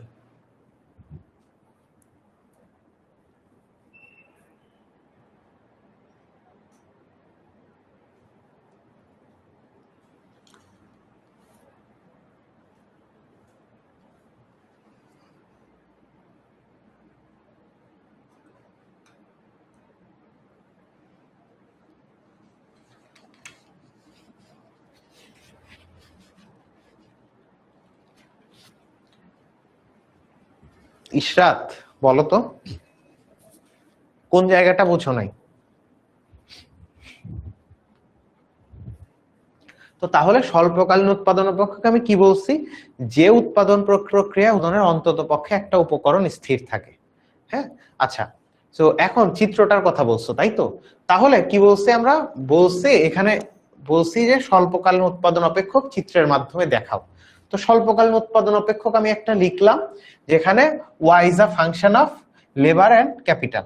তার মানে এইখানে তোমার মোট উৎপাদন, এই যে মোট উৎপাদন, এটা কি টোটাল প্রোডাকশন বা মোট উৎপাদন, মোট উৎপাদন কার কার উপর নির্ভর করতেছে, লেবার আর ক্যাপিটালের উপর, কিন্তু ক্যাপিটাল আবার স্থির, তার মানে লেবারের উপরেই মূল কথা নির্ভর করতেছে। তো আমি কি করলাম, ওয়াই অক্ষে দিলাম টোটাল প্রোডাকশন বা মোট উৎপাদন, যেটা ওয়াই দ্বারা প্রকাশ করছি, এখানে টিপি লেখছি টোটাল প্রোডাকশন, একই জিনিস, মূলত এটা ওয়াই এর প্রতিনিধিত্ব করতেছে মানে মোট উৎপাদন। আর এক্স অক্ষে দিছি হচ্ছে আমি লেবার আর ক্যাপিটালের পরিমাণ, অর্থাৎ এইখানে মূলধন আর শ্রমিকের পরিমাণ। তো এইখানে মূলধন যেহেতু স্থির, এই জন্য ওই তোমার হচ্ছে কে এর উপরে বার দিছি, কে দ্বারা বোঝানো হয় ক্যাপিটাল বা মূলধন, ঠিক আছে। এই কে দ্বারা কি বোঝায়, কে দ্বারা বোঝায় মূলধন বা ক্যাপিটাল, এটা স্থির। আর এখানে কি করতেছি, লেবারের পরিমাণ বাড়াচ্ছি, এবং এই গ্রাফটা আমাকে দেখাচ্ছে লেবারের পরিমাণ যদি বাড়াই আমার টোটাল প্রোডাকশন কতটুকু বাড়তেছে, ঠিক আছে। এই চিত্রটা আমরা সামনে গিয়ে আবারও দেখব, ঠিক আছে। তো এইখানে মনে করো এই যে লেবারের পরিমাণ মনে করো, যখন মনে করো এটা 20, তখন টোটাল প্রোডাকশন মনে করো 50, লেবারের পরিমাণ আরো বাড়ালাম 40 করলাম ধরো, টোটাল প্রোডাকশন ধরো 80 হয়ে গেল। হ্যাঁ এইভাবে আস্তে আস্তে আমি লেবারের পরিমাণ বাড়াচ্ছি, এইটার জন্য আমার টোটাল প্রোডাকশনে বা মোট উৎপাদনে কি পরিমাণ চেঞ্জ আসতেছে এই রেখাটা সেটাই আমাকে দেখাচ্ছে। এখন এটা একটা মোট উৎপাদন রেখা, ঠিক আছে, কিন্তু এটা একটা স্বল্পকালীন উৎপাদন অপেক্ষকের চিত্র। কিভাবে বুঝলাম, উৎপাদনের উপকরণ এখানে ক্যাপিটাল, মানে এই যে কে, কে দ্বারা বোঝাচ্ছে ক্যাপিটাল, ক্যাপিটালের উপরে বার, তার মানে এটা স্থির। অর্থাৎ আমরা বলছি তো স্বল্পকালীন উৎপাদন অপেক্ষক সেটাই যেখানে উৎপাদনের অন্তত পক্ষে অ্যাটলিস্ট একটা উপকরণ স্থির থাকে, ঠিক আছে।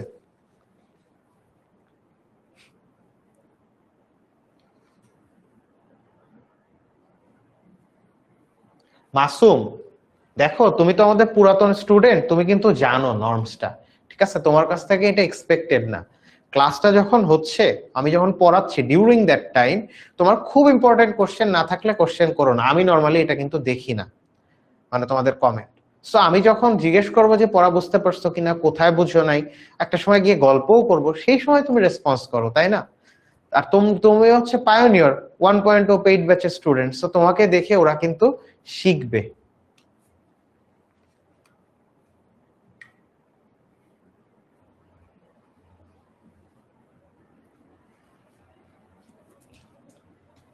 তো এখন আসো, তো এটা গেল স্বল্প, এই জেরিন তুমি কি বুঝতে পারছো, জেরিন স্বল্পকালীন উৎপাদন অপেক্ষকের চিত্রটা কি বুঝতে পারছো? এরপরে আসো দীর্ঘকালীন উৎপাদন অপেক্ষক। স্বল্পকালীনে কি বলছিলাম, উৎপাদনের অন্তত পক্ষে একটা উপকরণ স্থির থাকে, তাই না।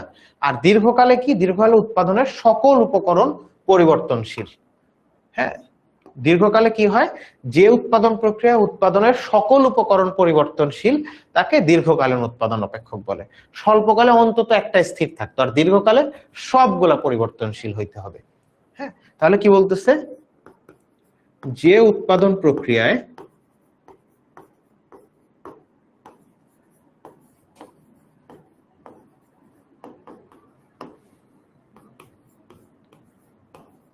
উৎপাদনের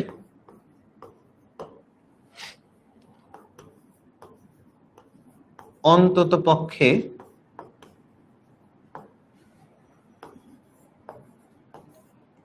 আচ্ছা কি লিখতেছি দেখছো অবস্থা, যে উৎপাদন প্রক্রিয়া উৎপাদনের সকল উপকরণ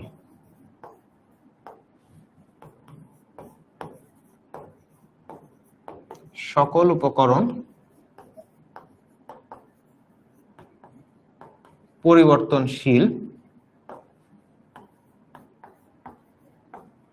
যে উৎপাদন প্রক্রিয়া উৎপাদনের সকল উপকরণ পরিবর্তনশীল তাকে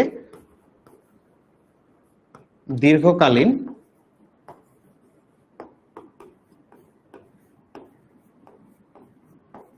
উৎপাদন অপেক্ষক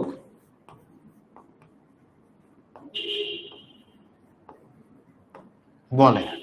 দীর্ঘকালীন উৎপাদন অপেক্ষকের যদি মানে উৎপাদন প্রক্রিয়ায় যে উপকরণগুলো ব্যবহার হবে সকল উপকরণ পরিবর্তন হইতে হবে, কোনোটা ফিক্স থাকা যাবে না, ঠিক আছে। তো এখন দীর্ঘকালীন একটা উৎপাদন অপেক্ষকের আমরা যদি তোমার লিখি, ফাংশনাল ফর্ম লিখি, তাহলে কি হবে, y = f of labour comma capital. দেখো এইখানেরটা আগেরটার চেয়ে পার্থক্য কি, এখানে কোনোটার উপরেই বার নাই, তার মানে এইখানে উৎপাদনের উপকরণই দুইটা, একটা লেবার একটা ক্যাপিটাল, দুইটাই পরিবর্তন হচ্ছে। কোনোটার উপরে কি বার আছে? নাই কিন্তু, তার মানে এখানে উৎপাদনের সকল উপকরণ পরিবর্তন হচ্ছে, সেই কথাটাই বলছে যে উৎপাদন প্রক্রিয়া উৎপাদনের সকল উপকরণ পরিবর্তনশীল তাকে দীর্ঘকালীন উৎপাদন অপেক্ষক বলে। তো দেখো দীর্ঘকালীন উৎপাদন অপেক্ষকে স্থির উপকরণ থাকে না, স্থির উপকরণ থাকে না, সকল উপকরণ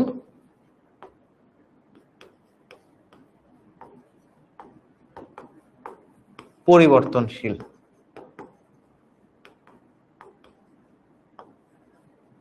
মানে স্বল্পকালীন উৎপাদন অপেক্ষকে স্থির উপকরণও থাকে পরিবর্তনশীল উপকরণও থাকে, কিন্তু দীর্ঘকালীন উৎপাদন অপেক্ষকে কোনো স্থির উপকরণ থাকে না, সবগুলো উপকরণ পরিবর্তনশীল, সেই কথাটাই জাস্ট বললাম। তো এখন আসো আমরা উৎপাদন অপেক্ষক কি আমরা জানলাম। উৎপাদন অপেক্ষক সময়ের ভিত্তিতে দুই প্রকার, স্বল্পকালীন উৎপাদন অপেক্ষক, দীর্ঘকালীন উৎপাদন অপেক্ষক, সেইটাও জানলাম। এখন এই যে স্বল্পকালীন উৎপাদন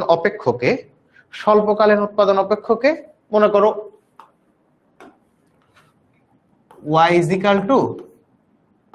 f অফ লেবার আর ক্যাপিটাল। এই স্বল্পকালীন উৎপাদন অপেক্ষকে উৎপাদনের যে কোনো একটা উপকরণ, ধরো এই যে লেবার, এই লেবারকে আমি যদি 10% বাড়াই তাহলে আমার এই যে ওয়াইটা কি, ওয়াইটা মোট উৎপাদন, ওয়াইটা হচ্ছে মোট উৎপাদন।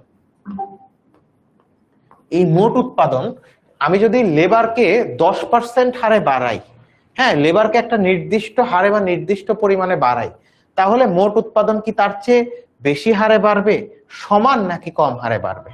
আবার বলি, প্রশ্ন হচ্ছে এটা একটা দেখেই বুঝতেছি স্বল্পকালীন উৎপাদন অপেক্ষক, কিভাবে বুঝলাম, কে এর উপরে বার, তার মানে ক্যাপিটাল স্থির। তো এখন এই স্বল্পকালীন উৎপাদন অপেক্ষকে তোমার উৎপাদনের উপকরণ লেবারকে আমি 10% হারে বাড়ালাম, এখন এইটার কারণে মোট উৎপাদন সেটা কি 10% হারে বাড়বে, তার চেয়ে কম বাড়বে নাকি 10%-এর চেয়ে বেশি বাড়বে? এই যে মানে তোমার উৎপাদনের যে কোনো একটা উপকরণকে একটা নির্দিষ্ট হারে বাড়ালে মোট উৎপাদন কি হারে পরিবর্তন হয় সেইটা দেখার জন্য আমরা কি বের করছি, উৎপাদন বিধি বা ল অফ প্রোডাকশন। আমরা এখন যেটা পড়বো যে কনসেপ্টটা সেটা হচ্ছে ল অফ প্রোডাকশন। তো উৎপাদন বিধি আমাদেরকে কি দেখায়? মাসুম, মানে তুমি যদি ফার্দার আর কমেন্ট করো তোমাকে কিন্তু এই ক্লাস থেকে আমি ব্যান করব, ঠিক আছে? মানে একই কমেন্ট বারবার অপ্রয়োজনীয় কথা, যারাই মানে ক্লাসে, এটা কিন্তু আমরা একটা স্ট্রিক্টনেস সবসময় ফলো করি, অপ্রয়োজনীয় কমেন্ট যদি তোমরা করতে থাকো, ক্লাসে যদি ডিস্টার্ব দাও, তাহলে কিন্তু মানে ক্লাস থেকে তোমাদের ওই ক্লাস থেকে ব্যান করা হবে, ঠিক আছে? তোমার ক্লাস লাইভ ক্লাস করার দরকার নেই, তুমি রেকর্ডেড ক্লাস দেখে নিও। আচ্ছা রাকিব জিজ্ঞেস করছো যে মানে ভূমিহার সংগঠন দিচ্ছেন না কেন? ভূমিহার সংগঠনও দেওয়া যায়, কিন্তু আমরা জাস্ট আমাদের আলোচনার সুবিধার্থে, আমাদের চিত্রগুলো আঁকানোর সুবিধার্থে আমরা মনে করতেছি উপকরণ দুইটা আছে, এর মধ্যে একটা স্থির আর একটা পরিবর্তনশীল। আবার পরিবর্তনশীল করলেও দুইটা পরিবর্তনশীল করব, চাইলে চারটা নিয়েও কাজ করা যায়, এটা আলোচনার সুবিধার্থে আমরা দুইটা করতেছি, ঠিক আছে? আচ্ছা, প্রাপ্তিরয় তিশা বলছো যে ভাইয়া দীর্ঘকালীন উৎপাদনের চিত্রটা আসবে। দীর্ঘকালীন উৎপাদনের চিত্র যেটা, এটা একটা আলাদা মেকানিজমে হয়তো আরেকটু সামনে আগানোর পরে তোমাদের এই স্লাইড গুলোতে দেখানো আছে। আমি যদি তোমাদের সময় পাই, সময়ের মধ্যে কভার করতে পারি, তাইলে ইনশাল্লাহ দেখায় দিব। ওকে,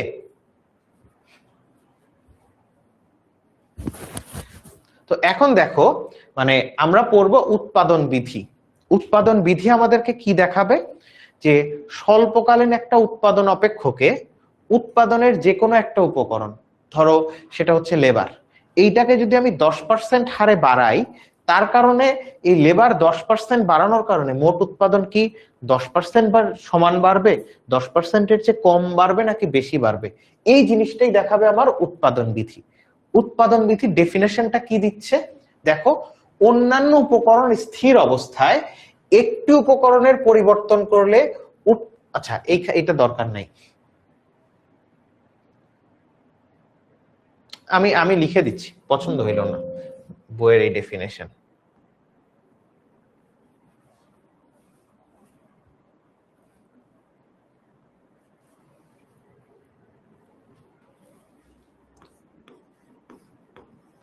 উৎপাদন বিধি কাকে বলে, হ্যাঁ সেটার ডেফিনেশন আমি তোমাদের লিখে দিচ্ছি।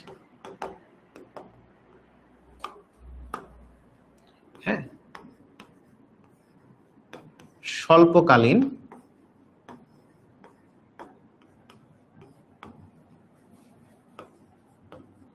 উৎপাদন অপেক্ষকে, আমরা তো একটু আগে স্বল্পকালীন উৎপাদন অপেক্ষকেই কাজটা করলাম। স্বল্পকালীন উৎপাদন অপেক্ষকে উৎপাদনের অন্যান্য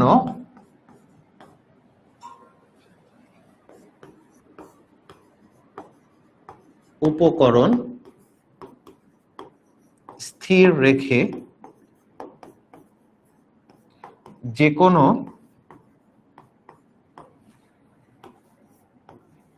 একটি উপকরণ, অন্যান্য উপকরণ স্থির রেখে যে কোনো একটি উপকরণ নির্দিষ্ট হারে বৃদ্ধি করলে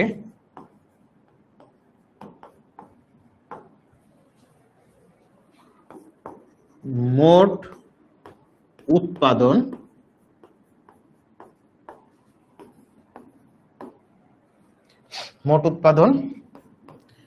কি হারে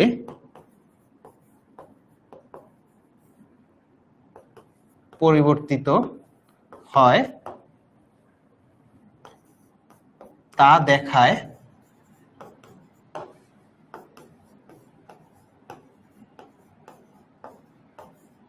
উৎপাদন বিধি।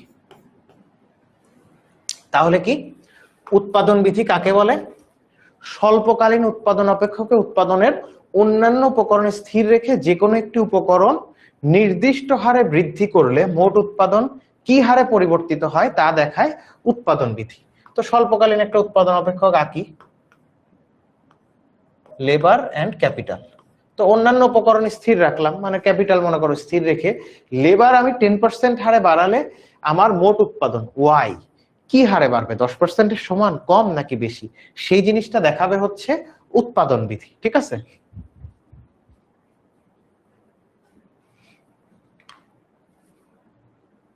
আচ্ছা মাসুম, ইটস ওকে, সমস্যা নাই সমস্যা নাই, তুমি এখন মনোযোগ দিয়ে ক্লাস করো।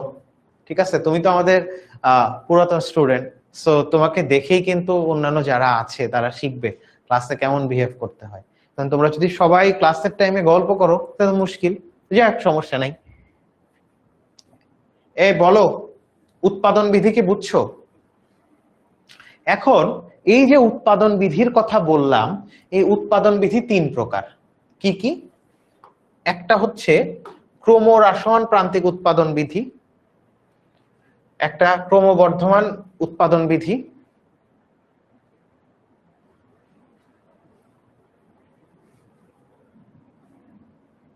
আর একটা হচ্ছে সমানুপাতিক প্রান্তিক উৎপাদন বিধি। তো এখন আমরা ক্রমহ্রাসমান প্রান্তিক উৎপাদন বিধি এই জিনিসটা পড়ব। আচ্ছা, প্রাপ্তিরয় তিশা ও স্ক্রিনশট নিতে চাই। আচ্ছা নাও, স্ক্রিনশট নিতে চাও?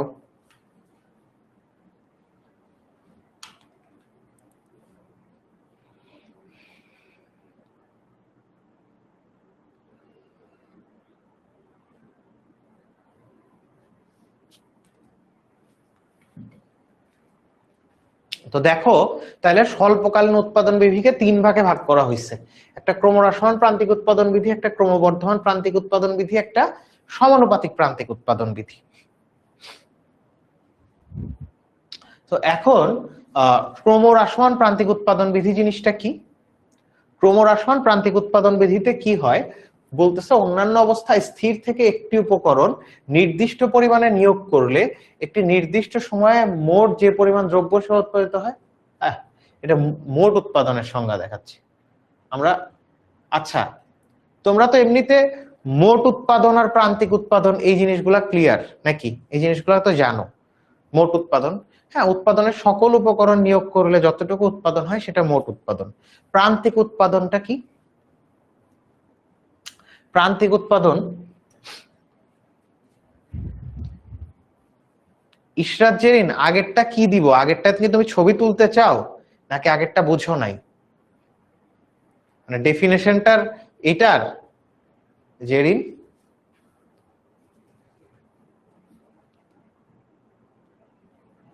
আগেরটা কি চাই বলো? ছবি তুলে নাও, ছবি যদি তুলতে চাও। তো দেখো, মানে আমাদের প্রান্তিক উৎপাদন আইডিয়াটা কিন্তু লাগবে। প্রান্তিক মানেই, প্রান্তিক ইকোনমিক্সে একটা জিনিস মনে রাখবা, প্রান্তিক মানে অতিরিক্ত এক একক। প্রান্তিক মানেই হচ্ছে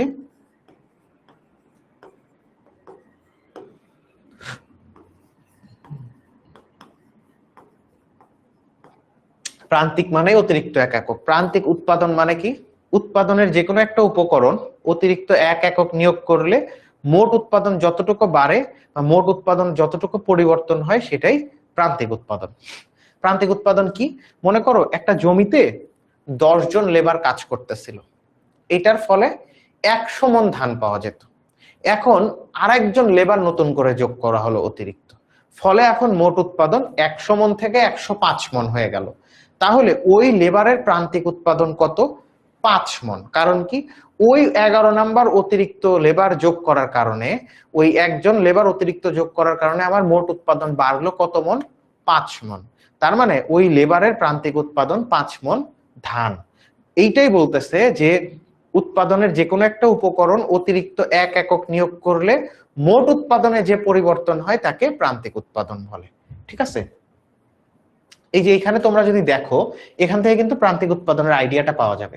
একটা জমি, সেই জমিতে আমি একজন শ্রমিক নিয়োগ করলাম, তখন মোট উৎপাদন 3 মণ। এরপরে আরো 1 ইউনিট এক্সট্রা আমি শ্রমিক নিয়োগ করলাম 2 একক, তখন মোট উৎপাদন 5 মণ। তো তাহলে যখন একজন শ্রমিক কাজ করত তখন 3 মণ ধান উৎপাদিত হতো। আরো একজন এক্সট্রা শ্রমিক নিয়োগ করার ফলে এখন উৎপাদন, মোট উৎপাদন বা টোটাল প্রোডাকশন 5 মণ ধান। তাহলে এই 2 নাম্বার শ্রমিক আর একটা এক্সট্রা ইউনিট শ্রমিক নিয়োগ করার কারণে আমার মোট উৎপাদন বাড়লো কতটুকু? 2 একক। এই জন্য প্রান্তিক উৎপাদন দেখো 2। আমি আরো 1 একক শ্রমিক নিয়োগ করলাম এক্সট্রা, ফলে আমার মোট উৎপাদন দেখো 5 থেকে 6 হয়ে গেল। তাহলে এই যে এক্স্যাক্টলি 3 নাম্বার একক শ্রমিক আমি নিয়োগ করলাম, তার কারণে আমার মোট উৎপাদন বাড়ছে কতটুকু? দেখো তো, 5 থেকে 6 হয়েছে, 1 একক বাড়ছে না? তার মানে এই শ্রমিকের জন্য প্রান্তিক উৎপাদন 1 মণ ধান। এই হচ্ছে প্রান্তিক উৎপাদনের আইডিয়া। মাহবুব তানিশা, হ্যাঁ, দীর্ঘকালীন উৎপাদন চিত্র কি? দীর্ঘকালীন উৎপাদনের যে চিত্র সেটা সময় পেলে দেখাবো, কারণ ওই আইডিয়াটা তোমাদেরকে একটু আলাদা করে, মানে দীর্ঘকালীন উৎপাদন অপেক্ষকের চিত্র যেটা, সেটা একটু আলাদা করে দেখাতে হয়। এটার জন্য একটা আলাদা মেকানিজম আছে, ঠিক আছে? এই যে এখানেই তোমাদের এই স্লাইডেই ছিল, এখন ওইটু পর্যন্ত যে সময় পাবো কিনা দীর্ঘকালীন উৎপাদন অপেক্ষকের চিত্র তোমাদেরকে দেখাচ্ছি।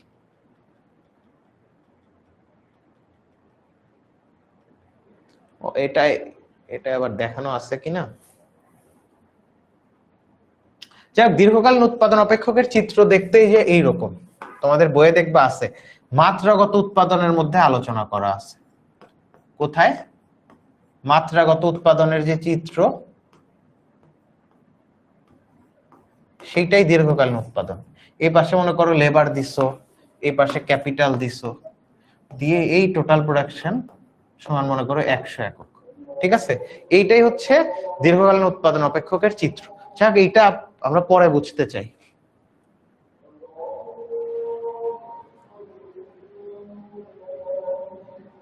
তো দেখো আমরা কি বলছি, যে আমাদের উৎপাদন বিধি হচ্ছে স্বল্পকালীন একটা ঘটনা, অর্থাৎ স্বল্পকালে উৎপাদনের যে কোনো একটা উপকরণ একটা নির্দিষ্ট হারে যদি বাড়াই, তাহলে মোট উৎপাদন কি হারে পরিবর্তিত হয় সেইটা দেখায় উৎপাদন বিধি। উৎপাদন বিধি 3 প্রকার: ক্রমহ্রাসমান প্রান্তিক উৎপাদন বিধি, ক্রমবর্ধমান প্রান্তিক উৎপাদন বিধি আর সমানুপাতিক প্রান্তিক উৎপাদন বিধি। ক্রমহ্রাসমান প্রান্তিক উৎপাদন বিধি নামেই আমরা বুঝতেছি যে উৎপাদনের যে কোনো একটা উপকরণ আমি যদি 10% হারে বাড়াই, তাহলে মোট উৎপাদন 10%-এর চেয়ে কম হারে বাড়বে। ঘটনাটা কেমন? একটা জমিতে মনে করো লেবার আছে, তো এখন এই লেবারের পরিমাণ আমি অন্যান্য উপকরণ সব স্থির রেখে কেবল লেবারের পরিমাণ আমি 10% বাড়ায় দিলাম। এইটার ফলে ক্রমহ্রাসমান প্রান্তিক উৎপাদন বিধিতে কি হবে? মোট উৎপাদন 10%-এর চেয়ে কম হারে বাড়বে। এটা হলো ক্রমহ্রাসমান প্রান্তিক উৎপাদন বিধিতে এই ঘটনা ঘটবে, ঠিক আছে? টিপি মানে টোটাল প্রোডাকশন, মানে 5 জন শ্রমিক একটা জমিতে কাজ করলে মোট কি পরিমাণ ধান উৎপাদন হয়েছে, এইটাই টোটাল প্রোডাকশন। একটা জমিতে 5 জন শ্রমিক কাজ করলে 50 মণ ধান উৎপাদন হয়, তার মানে 5 জন শ্রমিকের টোটাল প্রোডাকশন বা মোট উৎপাদন 50 মণ ধান, এইটাই টিপি।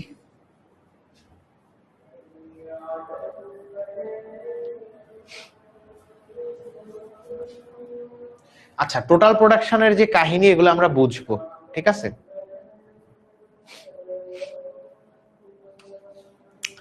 তোমাদের বেসিকে অনেক গ্যাপ আছে, বুঝছো? তোমরা 10 মিনিট স্কুলে ভর্তি হও আর অন্য জায়গায় ভর্তি হও, তোমাদের কিন্তু টিচার নিতে হবে। কেন বলতো? এই যে 7-8 মাস চলে গেছে, তৃতীয় অধ্যায়ের তোমাদের যে বেসিক আইডিয়া, এই আইডিয়াগুলো ক্লিয়ার থাকা দরকার ছিল, ঠিক আছে? তো ইকোনমিক্স একটু মুশকিল। ইকোনমিক্সটা তোমাদের যে আইডিয়াগুলো আছে এগুলা ক্লিয়ার করে নিতে হবে, ঠিক আছে? তো আসো ক্রমহ্রাসমান প্রান্তিক উৎপাদন বিধিটা আমরা দেখি, এটা আমরা বুঝবো। তো ক্রমহ্রাসমান প্রান্তিক উৎপাদন বিধিতে কি হয়? উৎপাদনের যে কোনো একটা উপকরণ আমি যে হারে বাড়াই, মোট উৎপাদন তার চেয়ে কম হারে বৃদ্ধি পায়, ঠিক আছে?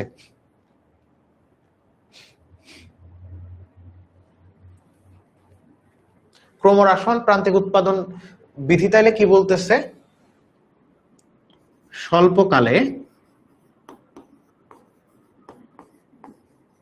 স্বল্পকালে উৎপাদনের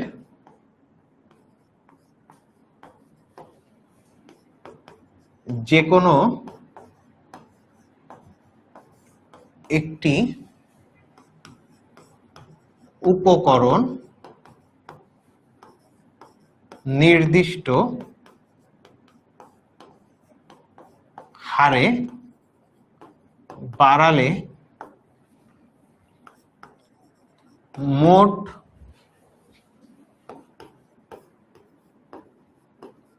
উৎপাদন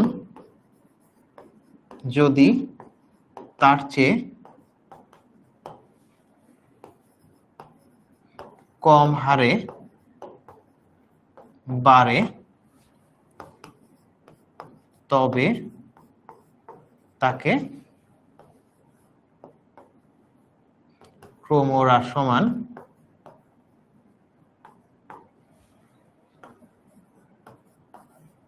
প্রান্তিক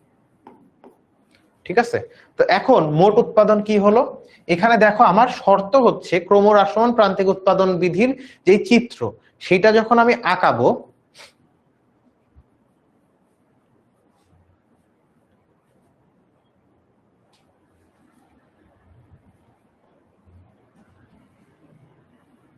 তো দেখো এইখানে এই ছকটা তুমি চাইলে নিজের মতো করে আঁকাতে পারো। তাহলে এখানে শর্তটা কি? প্রান্তিক উৎপাদনটা ধীরে ধীরে কমা লাগবে। তো প্রান্তিক উৎপাদনটা যদি ধীরে ধীরে কমতে হয়, তাহলে মনে করো প্রথমে এক একক শ্রমিকের জন্য এখানে মনে করো ছিল কত, 10 মণ উৎপাদন হলো।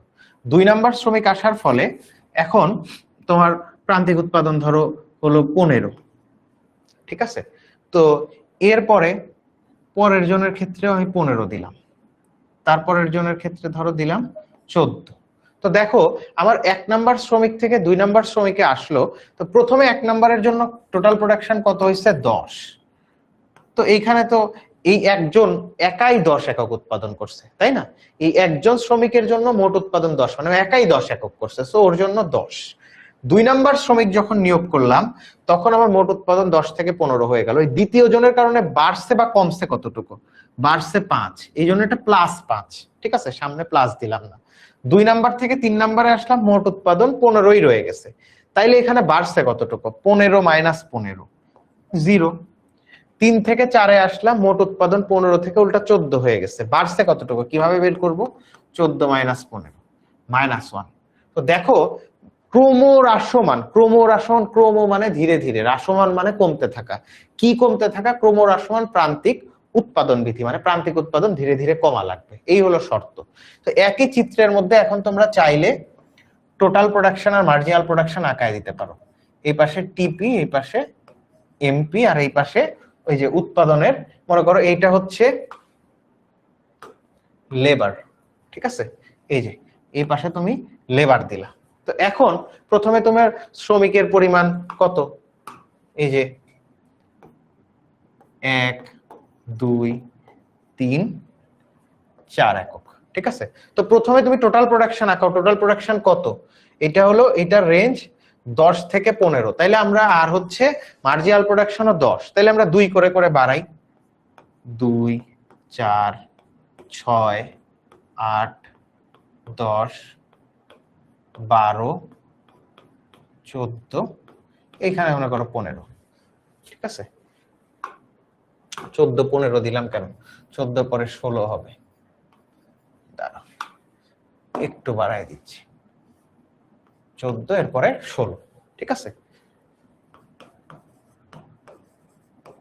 আর এই পাশে নিচের দিকে কি হবে, নিচের দিকে এটা মনে করো -2। মাইনাসটা কেন লাগবে, এই যে মার্জিনাল প্রোডাকশনে নেগেটিভ নাম্বার আছে তাই। তো আমি প্রথমে আঁকাবো কি, টোটাল প্রোডাকশনের চিত্রটা আঁকাবো। প্রথমে আমরা টিপি আঁকাবো।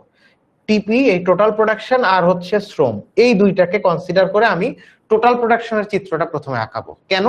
আমার একটা গ্রাফ হচ্ছে 2 ডাইমেনশনাল, এখানে অক্ষ দুইটা, এক্স অক্ষ আর ওয়াই অক্ষ, সুতরাং একসাথে দুইটা চলকের সম্পর্কই আমরা প্রকাশ করতে পারবো। তাহলে আমরা সেই দুইটা চলক প্রথমে কোনটা নেব, লেবার আর হচ্ছে টোটাল প্রোডাকশন। তো শ্রম যখন 1, টোটাল প্রোডাকশন কত, শ্রম যখন 1, টোটাল প্রোডাকশন তখন 10। 1 এর জন্য কত টোটাল প্রোডাকশন, এই যাচ্ছে যাচ্ছে 10 এই জায়গায়। শ্রমের পরিমাণ যখন 2, টোটাল প্রোডাকশন কত, 15। 2 এর জন্য কত, 15 এই মাঝে। 3 এর জন্য টোটাল প্রোডাকশন কত, 3 এর জন্য 15। 4 এর জন্য টোটাল প্রোডাকশন কত, 14 একটু নিচে। ঠিক আছে, এই তো এখন এইটারে তুমি ফ্রি হ্যান্ডে অ্যাড করে দাও, তাইলেই তো হচ্ছে।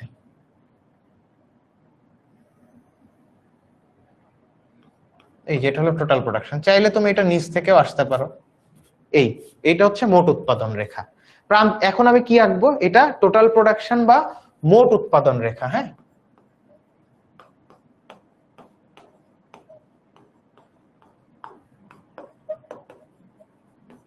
এখন প্রান্তিক উৎপাদন রেখাটা আঁকবো, এই যে এমপি।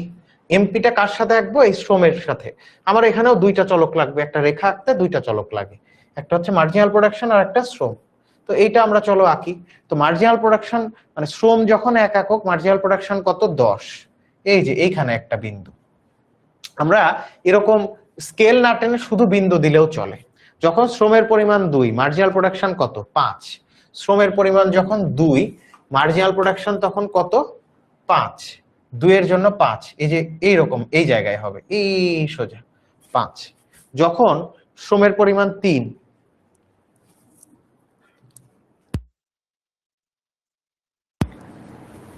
আচ্ছা শ্রমের পরিমাণ যখন 3 তখন প্রান্তিক উৎপাদন কত 0। 3 এর জন্য যদি 0 হয় তাহলে এটা অক্ষের উপরে বসে, এই যে 1 2 3 করে গেলাম। এখন মার্জিনাল প্রোডাকশন কি ওয়াই অক্ষের দিকে না, ওয়াই অক্ষের দিকে যদি 2 একক যাওয়া লাগতো উপরে যাইতাম, কিন্তু ওয়াই অক্ষের দিকে আমার যাইতে বলছে কত 0 একক, তার মানে ওই অক্ষের উপরই বসে পড়বে। এরপরে শ্রমের পরিমাণ যদি 4 একক হয় তখন প্রান্তিক উৎপাদন কত -1। তো মাইনাস মানে হচ্ছে আমার মানে ওয়াই অক্ষের, এই যে -1 এটা কোথায় মার্জিনাল প্রোডাকশন, তার মানে ওয়াই অক্ষের উপরের দিকটা হলো পজিটিভ নাম্বার গুলা বসে, আর ওয়াই অক্ষের নিচের দিকে নেগেটিভ নাম্বার। তো তাহলে শ্রমের পরিমাণ যখন 4 একক প্রান্তিক উৎপাদন তখন -1, মানে এই যে ঠিক আছে এই নিচের দিকে এরকম কোন একটা জায়গায় বসবে। তো তাহলে এটাকে একসাথে করে দাও, ঠিক আছে। তো তাহলে এইটা হচ্ছে তোমার এমপি মার্জিনাল প্রোডাকশন, এই হচ্ছে তোমার চিত্র, হ্যাঁ মানে মোট উৎপাদন আর হচ্ছে প্রান্তিক উৎপাদন।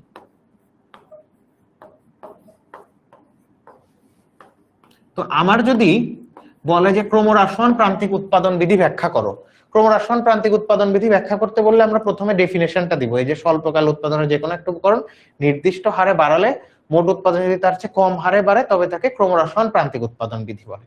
তো ক্রমহ্রাসমান প্রান্তিক উৎপাদন বিধি মানে প্রান্তিক উৎপাদন ধীরে ধীরে কমা লাগবে, এই যে প্রান্তিক উৎপাদন ধীরে ধীরে কমছে, এই ছকটা তোমাদের পরীক্ষার খাতায় দেওয়া থাকতে পারে, ইনকেস দেওয়া না থাকলে তোমরা নিজেরা করে নিতে হবে। কি করা লাগবে, প্রান্তিক উৎপাদন যেন কমতে থাকে, আগেরটার চেয়ে পরেরটা যেন কম হয় খেয়াল রাখবা, এরকম একটা চিত্র আঁকায় দিলেই হবে।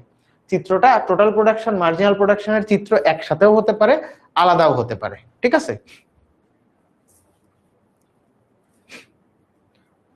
এই তোমরা বুঝতে পারছো ক্লাসের আর আসলে সময় নাই, মানে আমার ইচ্ছা ছিল অনেক সময় ধরে ক্লাস করানো, কিন্তু পরে আরো একটা ক্লাস আছে স্টুডিওতে। তোমরা ক্লাস কি বুঝতে পারছো জানাও তো, এই পড়া বোঝা গেছে? 2 মিনিটের মধ্যে তোমাদের ক্লাস শেষ করে দিতে হবে। পড়াশোনা কি বোঝা গেছে নাকি বুঝো নাই? এখন ঘটনা হলো যে আমাদের যে পেইড ব্যাচে এরকম একটা চ্যাপ্টার মিনিমাম 3টা ক্লাসে বোঝাই, ঠিক আছে 1.5 ঘন্টার 3টা ক্লাস। এখন আজকে আসলে মানে এইটুকু সময়ের মধ্যে মানে পুরো চ্যাপ্টার শেষ করাটা কঠিন ব্যাপার। তো যাই হোক, তোমরা যে ক্লাসে আসছো এই জন্য তোমাদেরকে ধন্যবাদ। তোমাদের সাথে হয়তো পেইড ব্যাচে দেখা হবে 2.0 তে, যদি তোমরা কেউ ভর্তি নাও হও সমস্যা নাই, ফ্রি ক্লাসে দেখা হবে, নাহলে সামনাসামনি কোনোদিন দেখা হবে, ঠিক আছে। তো এইটাই আর কি, আমি আমার মতো চেষ্টা করেছি। তো আমি আবারও বলি, তোমাদের মনে করাই দিই, 10 মিনিট স্কুলের আমাদের কিন্তু ইকোনমিক্স এর একটা ফ্রেশ 2.0 কোর্স আসতে যাচ্ছে, এবং সেখানে আমরা পুরা 10-20টা চ্যাপ্টার প্রথম পত্র দ্বিতীয় পত্র শেষ করব। তোমাদেরকে হ্যান্ড নোট দেওয়া হবে পিডিএফ আকারে, তোমাদের কিউএনএ সেশন, হ্যাঁ অনলাইনে তোমরা সরাসরি জুমে যুক্ত হয়ে আমাদের কাছে সমস্যাগুলো সলভ করতে পারবা। সো এইসব ফ্যাসিলিটিস গুলো থাকবে। তো যাই হোক, তোমরা অনেকেই যারা যুক্ত হয়েছিলে সবাইকে ধন্যবাদ, তোমাদের জন্য দোয়া থাকলো, আমার জন্য দোয়া রেখো। নেক্সট ক্লাস দেখো আরেকটা কাজ, একটা কাজ জাস্ট, ঠিক আছে।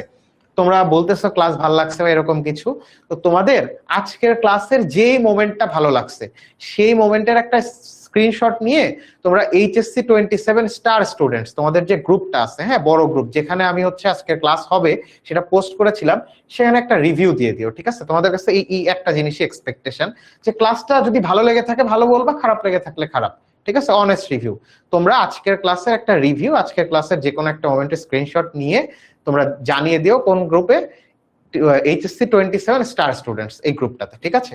তো ইনশাআল্লাহ নেক্সট ক্লাসে বা অন্য যে কোনো সময় তোমাদের সাথে দেখা হবে, ততক্ষণ পর্যন্ত ভালো থেকো, আল্লাহ হাফেজ।